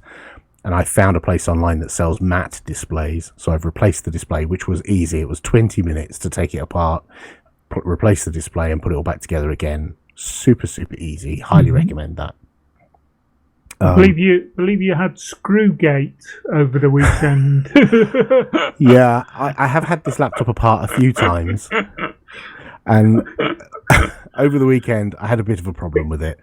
It just died on me. I was using it on the sofa downstairs, and it just died. It just stopped, turned itself off, and I thought, oh god, this is it. It's dead now. And I thought, actually, no, I'm going to fix this. And I took it apart, and I really thought I was going to have to do some soldering or, find some parts online and repair it. But it was just a screw had come loose. You make that sound like such a bad thing when you say, I thought I was going to have to do some soldering. Well, it depends. If it's something like just soldering a little cable on, like soldering on the power module or something, then that's not too big a deal, right? But if it's surface mount devices that have blown, then it's a bit more of a chore, especially with my eyesight. Hot air gun. I don't have any of this stuff. I have a big fat soldering iron. I don't think I want to buy hundreds of pounds worth of kit just to fix. Yeah, but the good news is it wasn't that. So it was just a screw rattling around the inside of the case, and it had shorted something out and killed the laptop. And I just took the screw out, replaced it where it should have been, plugged the power in, and it worked. So the laptop I am currently speaking to you on was dead 2 days ago, and all I did was fit the screw back in where it should be, and it's all back to life. So this laptop has 9 lives, and I love it. Those are the best kind of fixes. Yeah. Yeah, the ones that make you go, right at the end. And also, it makes me realize I'm a bit of a klutz when it comes to taking things apart and putting them back together again. So I'm not super confident that I would be the best person to have, a hot air gun and all that kind of stuff. I love watching like Lewis Rossman and all these other repair people on YouTube, but I don't feel super confident doing that kind of stuff, especially not on my primary laptop. Definitely not. Yeah, go ahead. Yeah, just saying, you were talking about changing a laptop screen. It wasn't on a Lenovo, but I remember the first time I did that, and actually first time I booted up the computer after the laptop afterwards, and it actually came alive, and I thought, wow, because I've never done anything like that before. Yeah, it's impressive. It is. I did a similar fix on mine. I went from the 900p display to the 1080p display. And man, it was about 20-25 minutes, but what was funny about that is that the first half of it, like the first 12 to 15 minutes, was me scratching my head trying to figure out how to get that, how to get the actual plastic bezel piece off without ripping it apart. So yeah, I mean it was a yes, yeah. A lot of them are glued on. Yeah, and Lenovo recommends that you actually replace it if you do that. And I'm like, let's see if we can make this thing work. Yeah, I can remember the first machine I did a full screen replacement on, and that had to be the Acer Aspire 1. I had that thing forever. It was one of my favorite machines, and then my daughter kind of destroyed it. But she's good at that, because she's also the reason I did my first screen replacement on a tablet, and the second, and the third. You're getting really good at this now, Joe. Some of them. So I think what we're saying, if you want to become an expert at repair, have kids. Yeah. Uh-huh. Yeah, it's either that or buy new crap, because they have to have a laptop for school. What I keep hearing. I'm going to buy them one of those T43s.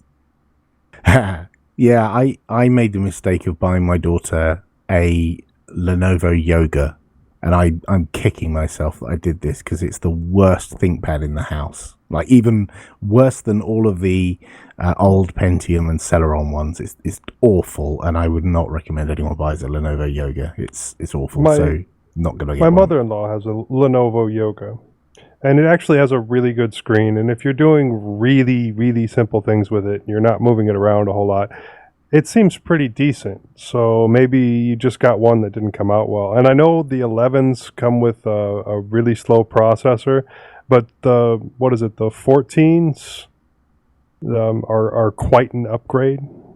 Right. I've upgraded the RAM, and I replaced the spinning rust with an SSD to try and give her a bit.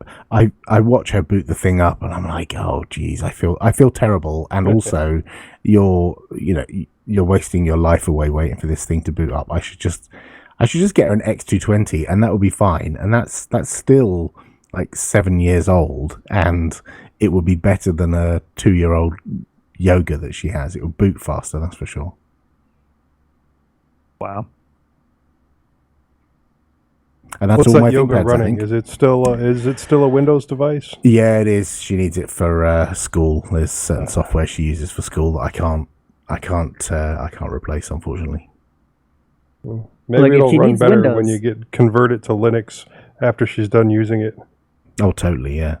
There, as you were talking about the T43, I went and looked one up, and Joe, you brought up Windows. It does. I actually saw screenshots of people running Windows 10 on a T43. So I mean, it's not out of the question anymore. Yeah, Oh, well, man. a lot of people, say that Windows 10 has less backward compatibility on older hardware devices, and I think the only major limitation anymore is hard drive size. Windows 10 has actually gotten to be really good about older devices and things like RAM usage and processor usage because they're making themselves for smaller devices as well. It's just the update process that kills your older devices with Windows 10 because of hard drive space.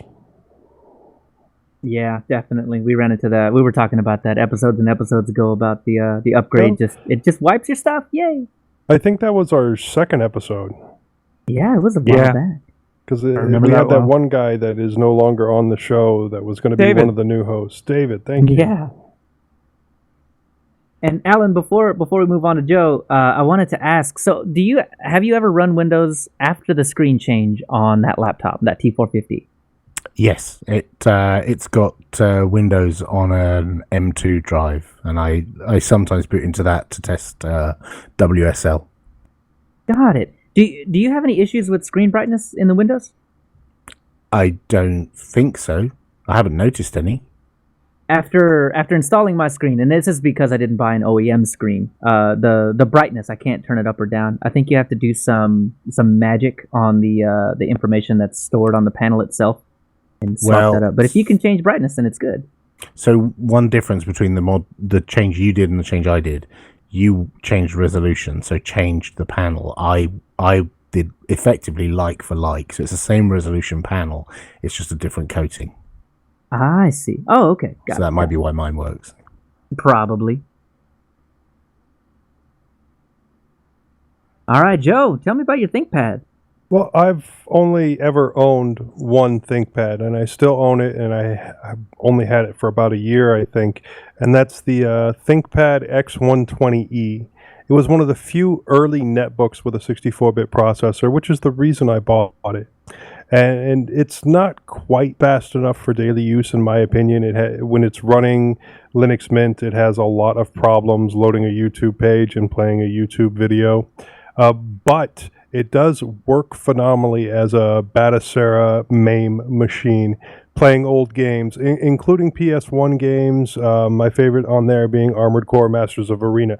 Now, there was an issue where it didn't want to play N64 games, but that happens. It's because of the graphics on the device itself. It's got an APU, and it just doesn't work well with N64. I think there is a workaround, but I never got around to implementing it. I actually took it on vacation with me when we went to El Paso, and that was my son's major form of entertainment while we were there until he got his WaveShare handheld, was playing old games on that. I really do like that ThinkPad X120E. I love the keys on a ThinkPad. I love the size of the ThinkPad. The battery's still good on it. There's a couple of other ThinkPads that I would absolutely love to have and just have never gotten around to owning for whatever reason. Yeah, I think I'm in the same boat with you. I've only ever had one ThinkPad, but the day I got it, opened it up, outside of the horrible 900p TN screen that was like you couldn't, if you were not directly right in front of it, the color representation was like really, really way off. But outside of that, I mean, I fell in love with the thing. I ended up, it came with an SSD, but I upgraded to a bigger one. It had an i5 5300U in it. I think 8 gigs of RAM that I bumped up to 20. On these S series, you can only get to one stick of RAM instead of both. One of them is soldered in. So one is 8 and one is 16. Still runs in dual channel though. I was actually kind of surprised. And then as Alan has, I've got an M2 SATA drive in there, 256 gig that has Windows on it. And after that screen upgrade, I can no longer control the brightness in Windows. Linux doesn't care; it'll let me do whatever I want. But Windows, I can't.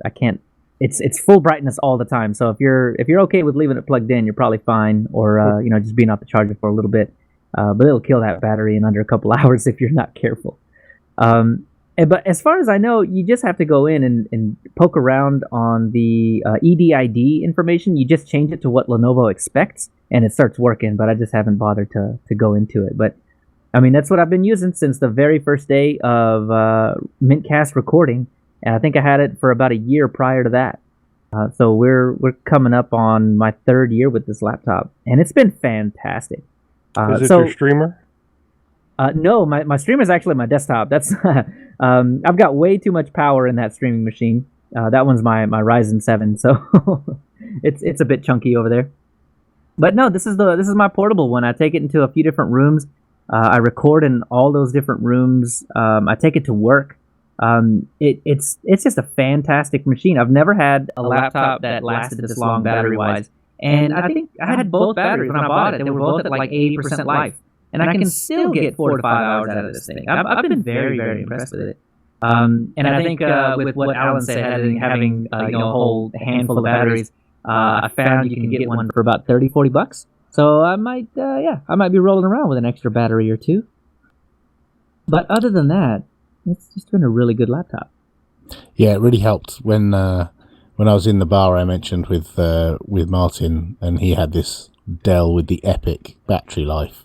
I was carrying 4 batteries, and I went through all 4 of my external batteries plus the internal battery in the time that he was sat with the laptop with his battery, just one battery in that laptop. So that shows how long it lasts. Yeah, it makes you feel just a little bad. That was the XPS 15? No, I can't remember which one. It was whatever one we most recently reviewed on the Ubuntu podcast. I think it was the 13. Okay. Yeah. It was pretty. It wasn't an XPS. It was whatever their Latitude 75 or 95 or something like that. Yeah, it was. It's a monster. But it's amazing. I was going to say. I think what we've been talking about today. I know we've concentrated on Lenovo, but I think for me the thing is this shows you that if you get ex-corporate hardware at good prices, it's actually, in a lot of cases, it's better than brand new machines from big box stores for daily use for most people. I've sourced a couple of machines for people and got ex-corporate stock that's 2 or 3 years old, maybe a little bit older, and it's a damn sight cheaper. The price to value ratio for ex-corporate is really good. Yep, I got mine off lease as well. It was some company here in the States that was offloading. I think it was like 150 of them. So I just I'll take one. And yeah, it was affordable. It was nice. It did some upgrades to it. Fantastic, man. And it gives any of the Linux distros that you've got or the kernel time to get any of the fixes that may have that they may have needed for that particular piece of hardware. That's the other thing as well. Yeah, if you're running Linux, if you're 18 months, 2.5 years behind, that's all been sorted by the time you get hold of it. Yeah, no fighting with drivers on older hardware. Usually, there are exceptions. All right. Dell. Go ahead. The Dell Latitude that I just had to surrender, that was my old machine for work, that was issued to me in 2012, I think, and I hated to have to give that back for recycling. It's still a very, very solid machine. You should talk to the people at your company that do the recycling and see if they can accidentally, open a door. Yeah, I don't know that it's worth bothering, but the machine held up to 7-8 years of use from me and would have been just fine for a whole lot more. What size screen was it on that one that you've just got rid of then? I believe it was a 15, Tony. No, I had one of the 6220s. Well, I've still got one here, but one of the ones I've just given away was a 6220, and they were cracking little machines. Fairly lightweight, really robust, lovely. So I found the episode of the Ubuntu podcast where we reviewed it, and it was the Precision 3540 mobile workstation was the one that Martin reviewed that had the Epic battery life. Right. Okay. What screen size is that, Alan? I literally You just, didn't look. I just closed the tab just as you asked me that. History. 15 inch. Right. And they're starting at £809 in the UK. Right. Oh, that's not too bad.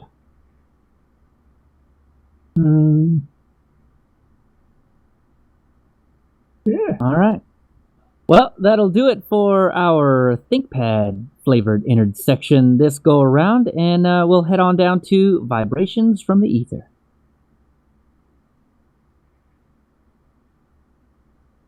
So in this section, we have a few pieces of feedback. Does anybody want to take this one from Eric? I can take that. Go for it. Let me see here. Now, this is continuing on with his predictions from last show. So he says, I didn't realize I would be the only listener to submit my 2020 predictions. Thanks for reading them. I accept the challenge to beat the rest of you on your predictions. I will have to figure out some audio equipment if I'm invited onto the show. Since you asked some questions about my predictions, I will offer some clarifications. Purism will go out of business. The Librem 5 phone Endeavor will put it under. The clarification is Purism's reach into so many products will be their undoing, and even with some products doing well, this will be too much for their business to sustain. The Pine phone will be an amazing product and success story for Pine 64. I am waiting for the second offering after the Braveheart edition. The Pine phone product development will set a gold standard how to correctly launch new product. A major industry-specific software company, Adobe Autodesk for AutoCAD or similar, will offer a Linux version for a flagship software product. Adobe Autodesk or another specific flagship program dedicated for a very specific task, running natively, no wine, no web apps. AutoCAD can already run as a web app. And the next one is Microsoft will offer Office 365 on Linux. MS Word, Excel, PowerPoint at a minimum will be running natively on Linux, no wine, no web apps. Next one, Linux pre-installed from a major hardware supplier will be available in big box stores, available off of the shelf, a large hardware vendor, Dell, HP, Lenovo, etc. As Moss said, it very well could have been Martin Windpress or Alan Pope who first stated this. I give credit where credit is due, but I can't find this quote again on my other podcast to confirm who said it. We could always ask. You could. I don't remember saying that. What? Linux will be from a major hardware vendor, will be available in big box stores. That one. I believe that's what he's talking about, yes. I think it's for something else, actually. What was it was a different quote. It's not actually in this email. Oh, okay. Oh, no. That's not useful then. I remember now. It was about year of the Linux desktop being... the year you first loaded or first installed Linux. It's something like that. I think that's the quote he's referring to. Just blame Alan. He's here anyway. Yeah. That could have been something that someone said, yes. Okay, and then he goes on to say, by the way, our Linux conversion at the office is now complete. We have all of our workstations, CAD, engineering, and office support staff running on Mint 19.1 with the 5.0 kernel. We have a server running Ubuntu Server 1804. Hardly any issues at all, and the issues we do have is with network printing on copiers and accessing files on older Synology NAS boxes, which has forced us to do some much-needed upgrades on both the copiers and network storage. One main benefit to switching to Linux has been enabling my wife and I as business owners to do all of the IT work ourselves, instead of outsourcing this work. Another benefit is that the setup and maintenance of the Linux machines is easily less than half the amount of time. Time equals money. Linux has enabled us to take back control of our computing. Thanks again for the great podcast.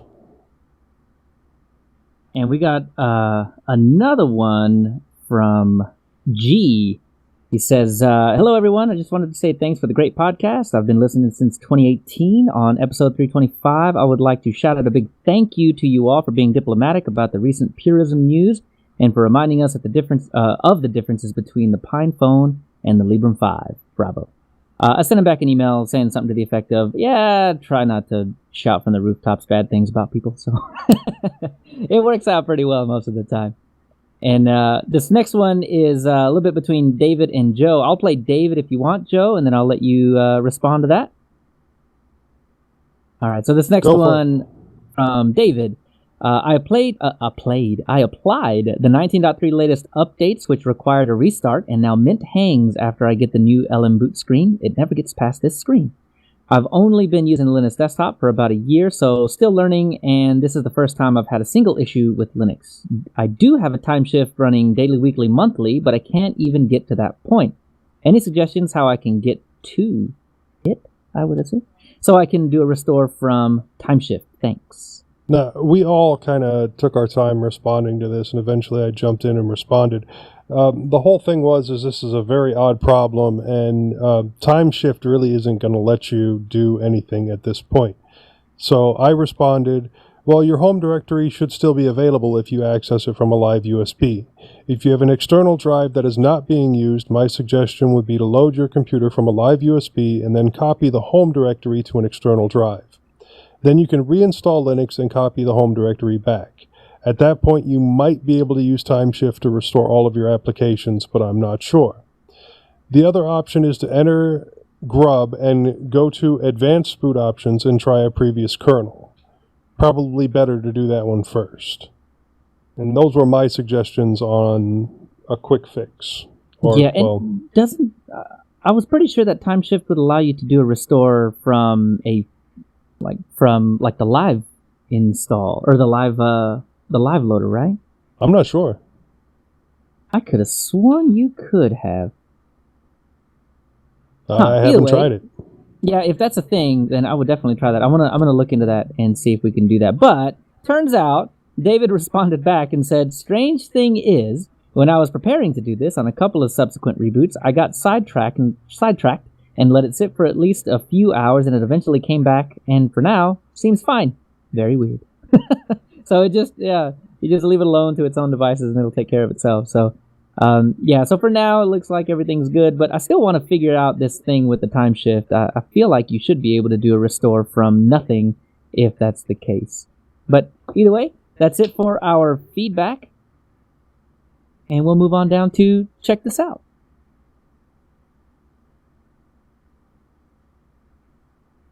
All right, in this section, this is just a couple of different things that we have come across over this past couple of weeks, and Tony Watts sounds like he found this first, but I'm going to steal it. And it was an article from ZDNet. I cannot remember the guy's name. If I click on the thing, I'll probably figure it out. But Stephen J. Vaughan Nichols, probably. That's the one. Yes, he's been doing a lot of Linux stuff for ZDNet for the longest time. And why and how to replace Windows 7 with Linux Mint. So, yeah, as Windows 7 is dying out, you got to move to something. Well, I guess you don't have to. Windows 7 will keep trucking along for you forever, I'm sure. But if you want to be secure, you do. And Linux Mint was his recommendation, so I thought that was really cool. Yeah, I met Stephen a couple of months ago in Barcelona at the Linux Application Summit. And he's an absolutely lovely guy, and it's always lovely to meet him. And he's very friendly, and he loves covering Linux news wherever he can. If someone's going to pay him to do it, and it's good that ZDNet are paying him in order to be able to promote Linux to a wider audience. It's really nice to see an article like that. Definitely. So, Alan, we were talking about when Windows 7 dies. I think this wasn't part of the predictions. Oh no, it was. It was part of Oliver's prediction. What do you think is going to happen? Are we going to see the needle move at all in Linux when Windows 7 end of life's on Tuesday? No. It's my short answer. I think it's just. I think a lot of people will probably hit the button to do the free upgrade to Windows 10, and a lot of other people who can't do that or won't do that will likely speak to their local techie because everyone has a local techie nerd, whether it's someone in their family or a business or a friend of a friend or bloke down the pub or whatever it is. And I suspect the advice that their friend might give them is, well, I could do a hardware upgrade, or you could buy a new machine and it will come with Windows 10 and then you'll be safe. And I suspect because more people know that that's a possibility, they'll likely do that. I don't think the whole world is going to switch to Linux just because Windows 7 has gone end of life. Yeah, but all those people are going to be selling their old, Windows 7 laptops, and people like us are going to buy them and put Linux on them. Oh, do we count? Probably not. All right, well, Joe, take it away with some check this out. Okay, well, one of the greatest things about a ThinkPad has, in my opinion, always been the keyboard. And Lenovo has come out with, later this year, they're coming out with the second edition of the ThinkPad TrackPoint keyboard. So it's called ThinkPad TrackPoint Keyboard 2.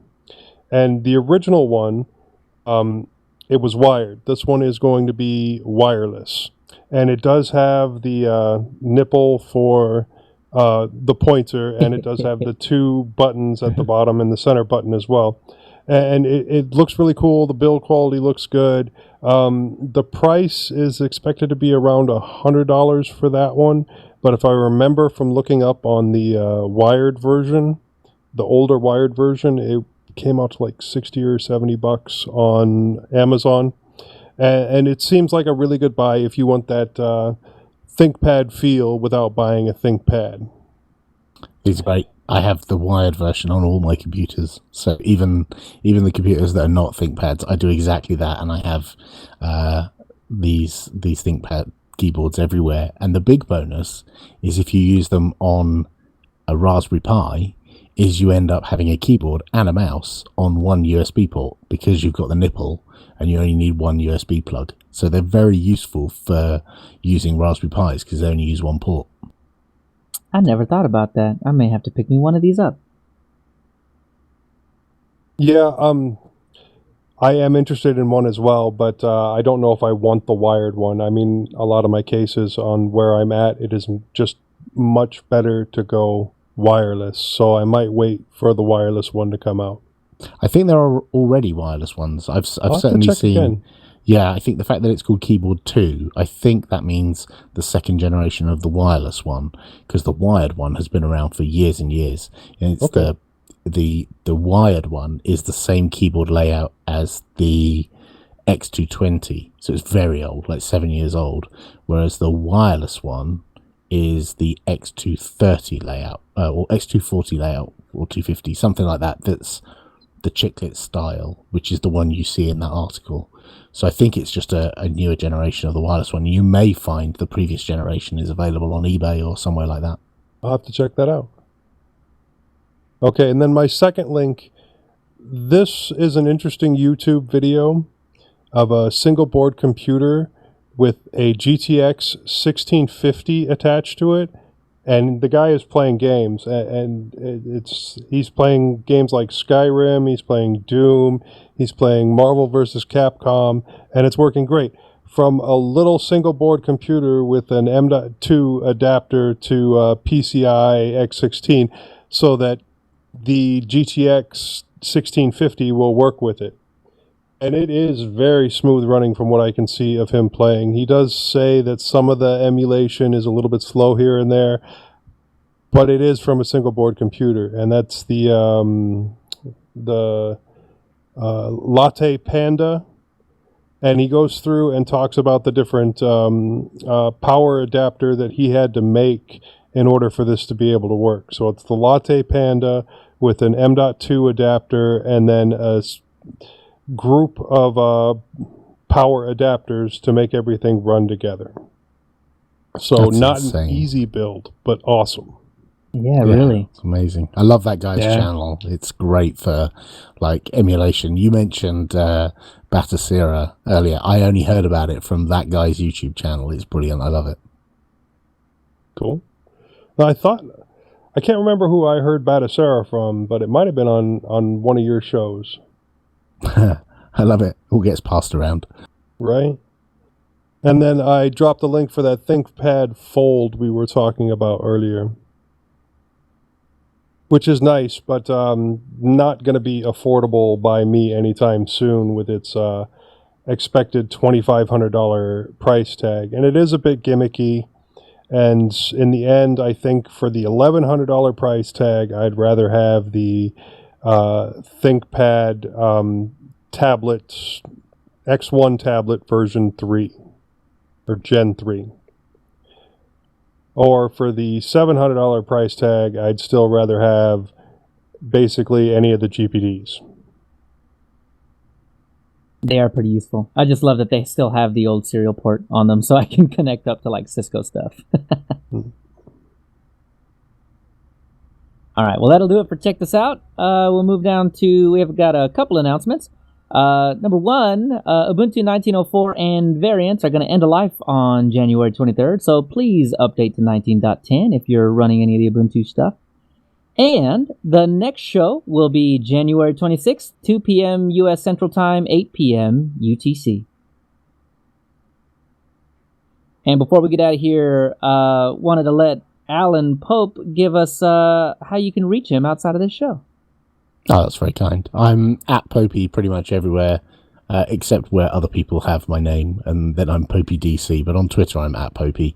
And if you're interested in old 8-bit games, then you can see me and Martin argue about which one's better by looking at 8-bit versus, which is also... in fact, we got 8-bit versus everywhere. We got YouTube, Twitch, Instagram, Twitter, everywhere. So, yeah, join us in 8-bit versus. Very cool. And Joe, what about you? Well, I'm on a couple other podcasts. You can find them at www.tllts.org. That's the Linux Link Tech Show. I'm also on the Linux Lugcast with Honky Magoo, and that's at www.linuxlugcast.com. You can find me on MeWe, or you can send me an email, jb@mintcast.org. And Bo and Moss are not here, but you can find Bo at theundercastnetwork.com, and you can find Moss at Triad Bardic College, Peaceful Hippo, MeWe, Music on Bandcamp, and Moss Bliss's YouTube channel. Moss at mintcast.org, DistroHoppersDigest at gmail.com, and his sponsors. Good Lord, he's got a lot of stuff down here. Check out his sponsors if you can and give him a hand.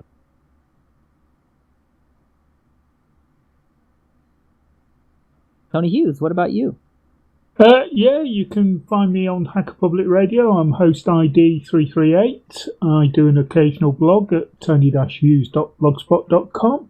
I'm on Twitter, TonyH1212, and you can get us at distrohoppersdigest@gmail.com and th@mintcast.org.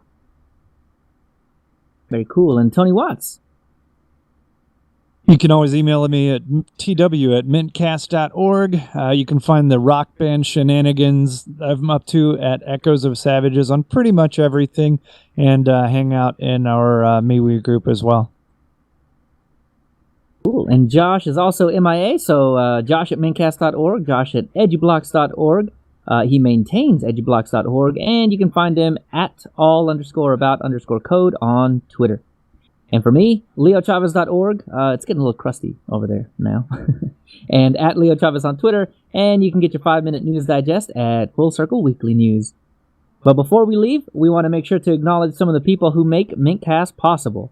Josh for all his work on the website and on the live stream. Bytemark Hosting for hosting mintcast.org and our Mumble server. Archive.org for hosting our audio files. And the Linux Mint development team for the fine distro we love to talk about. Thanks, Clem. Thanks, Clem. Thanks, Clem. Thanks, Clem and Co. And that'll do it. Yay, another one in the can. That was especially long. Thanks, Alan, for staying up late with us. No worries, that was good fun. Yeah. I'm glad you had a good to have you time. with us. Yeah, for sure. Right, I'm going to stop my Audacity recording. I really got to rethink the several cups of coffee before this podcast. You were in and out, huh? No, I wasn't. That's the problem. Oh, I was.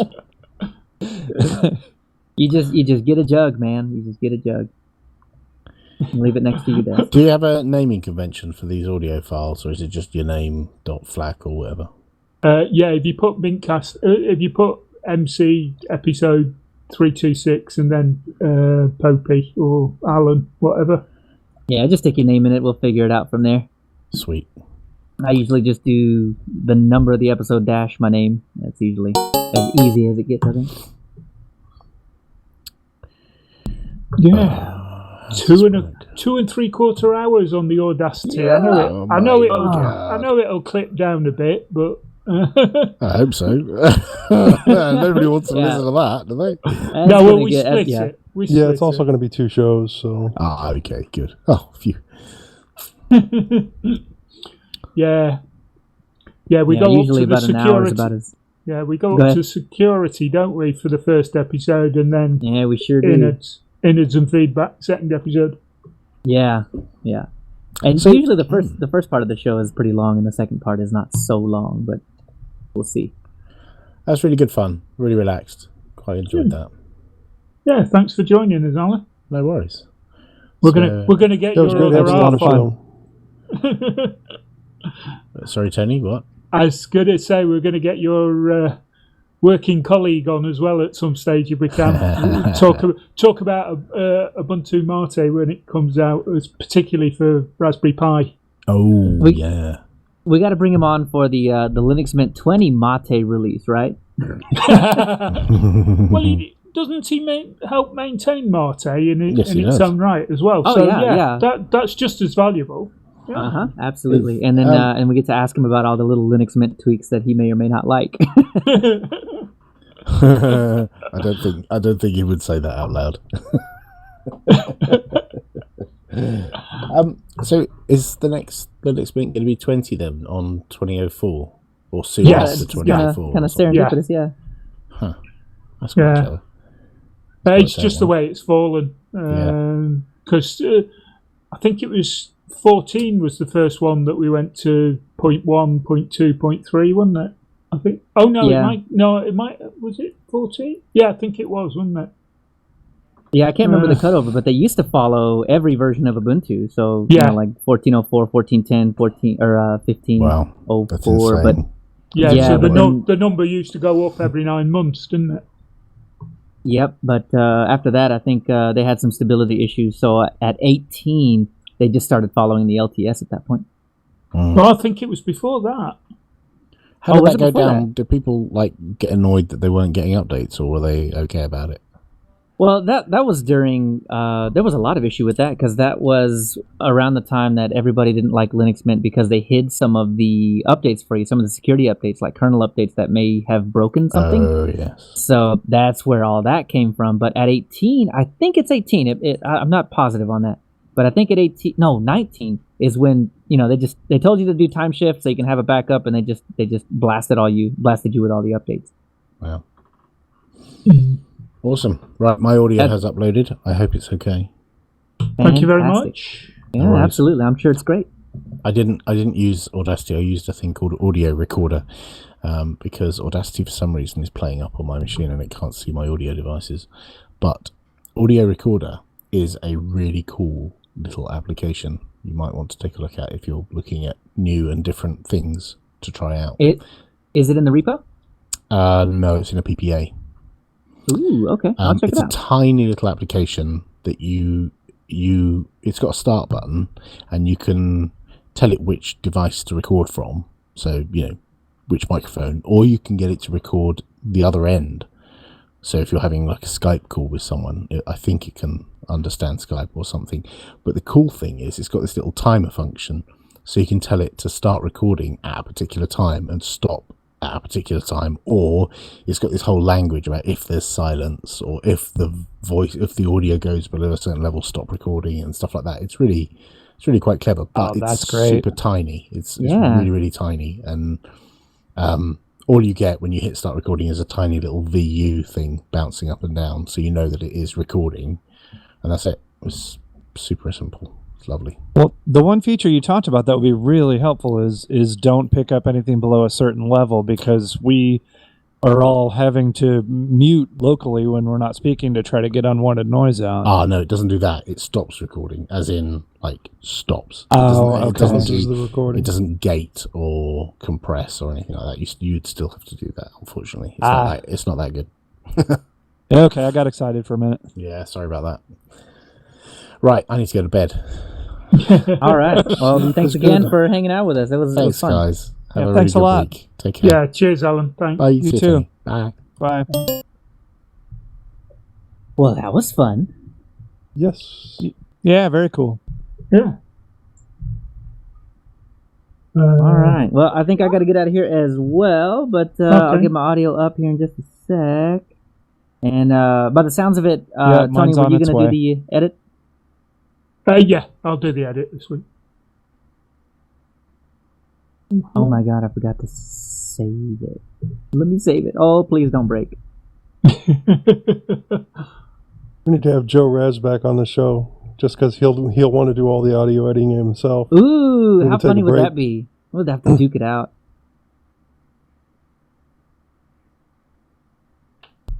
I don't know if that's a good idea. He'll do the editing himself, we'll put it up, and then it'll still be our fault somehow, and it'll have to be redone again. Seems likely.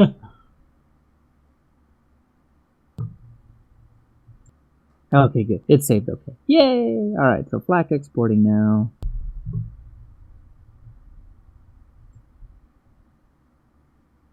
Yeah. I'm uploading now to almost done. Okay. All right, guys. Good night. Take care, everybody. Yeah. Good night. Have a good Good one. night. See ya. Right. Oh, by the way, Joe, thanks for the reminder about Doctor Who. Yeah. I've just downloaded the first 3 episodes. Oh, you haven't watched the first 2 yet? I thought you had watched. No, I've watched them, but I hadn't downloaded them off iPlayer. I use Get iPlayer to download them and save them. So I've got a copy, Cool. so I can take it around with me if I want something to watch when I'm out and about. Yeah. I'll have to find time this evening after all the ironing's done. Try and give it a watch.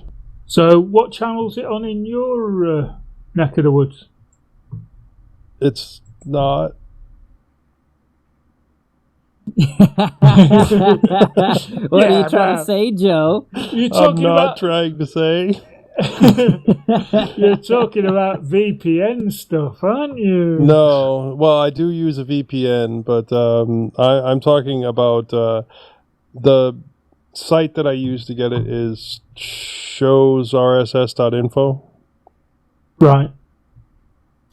Okay.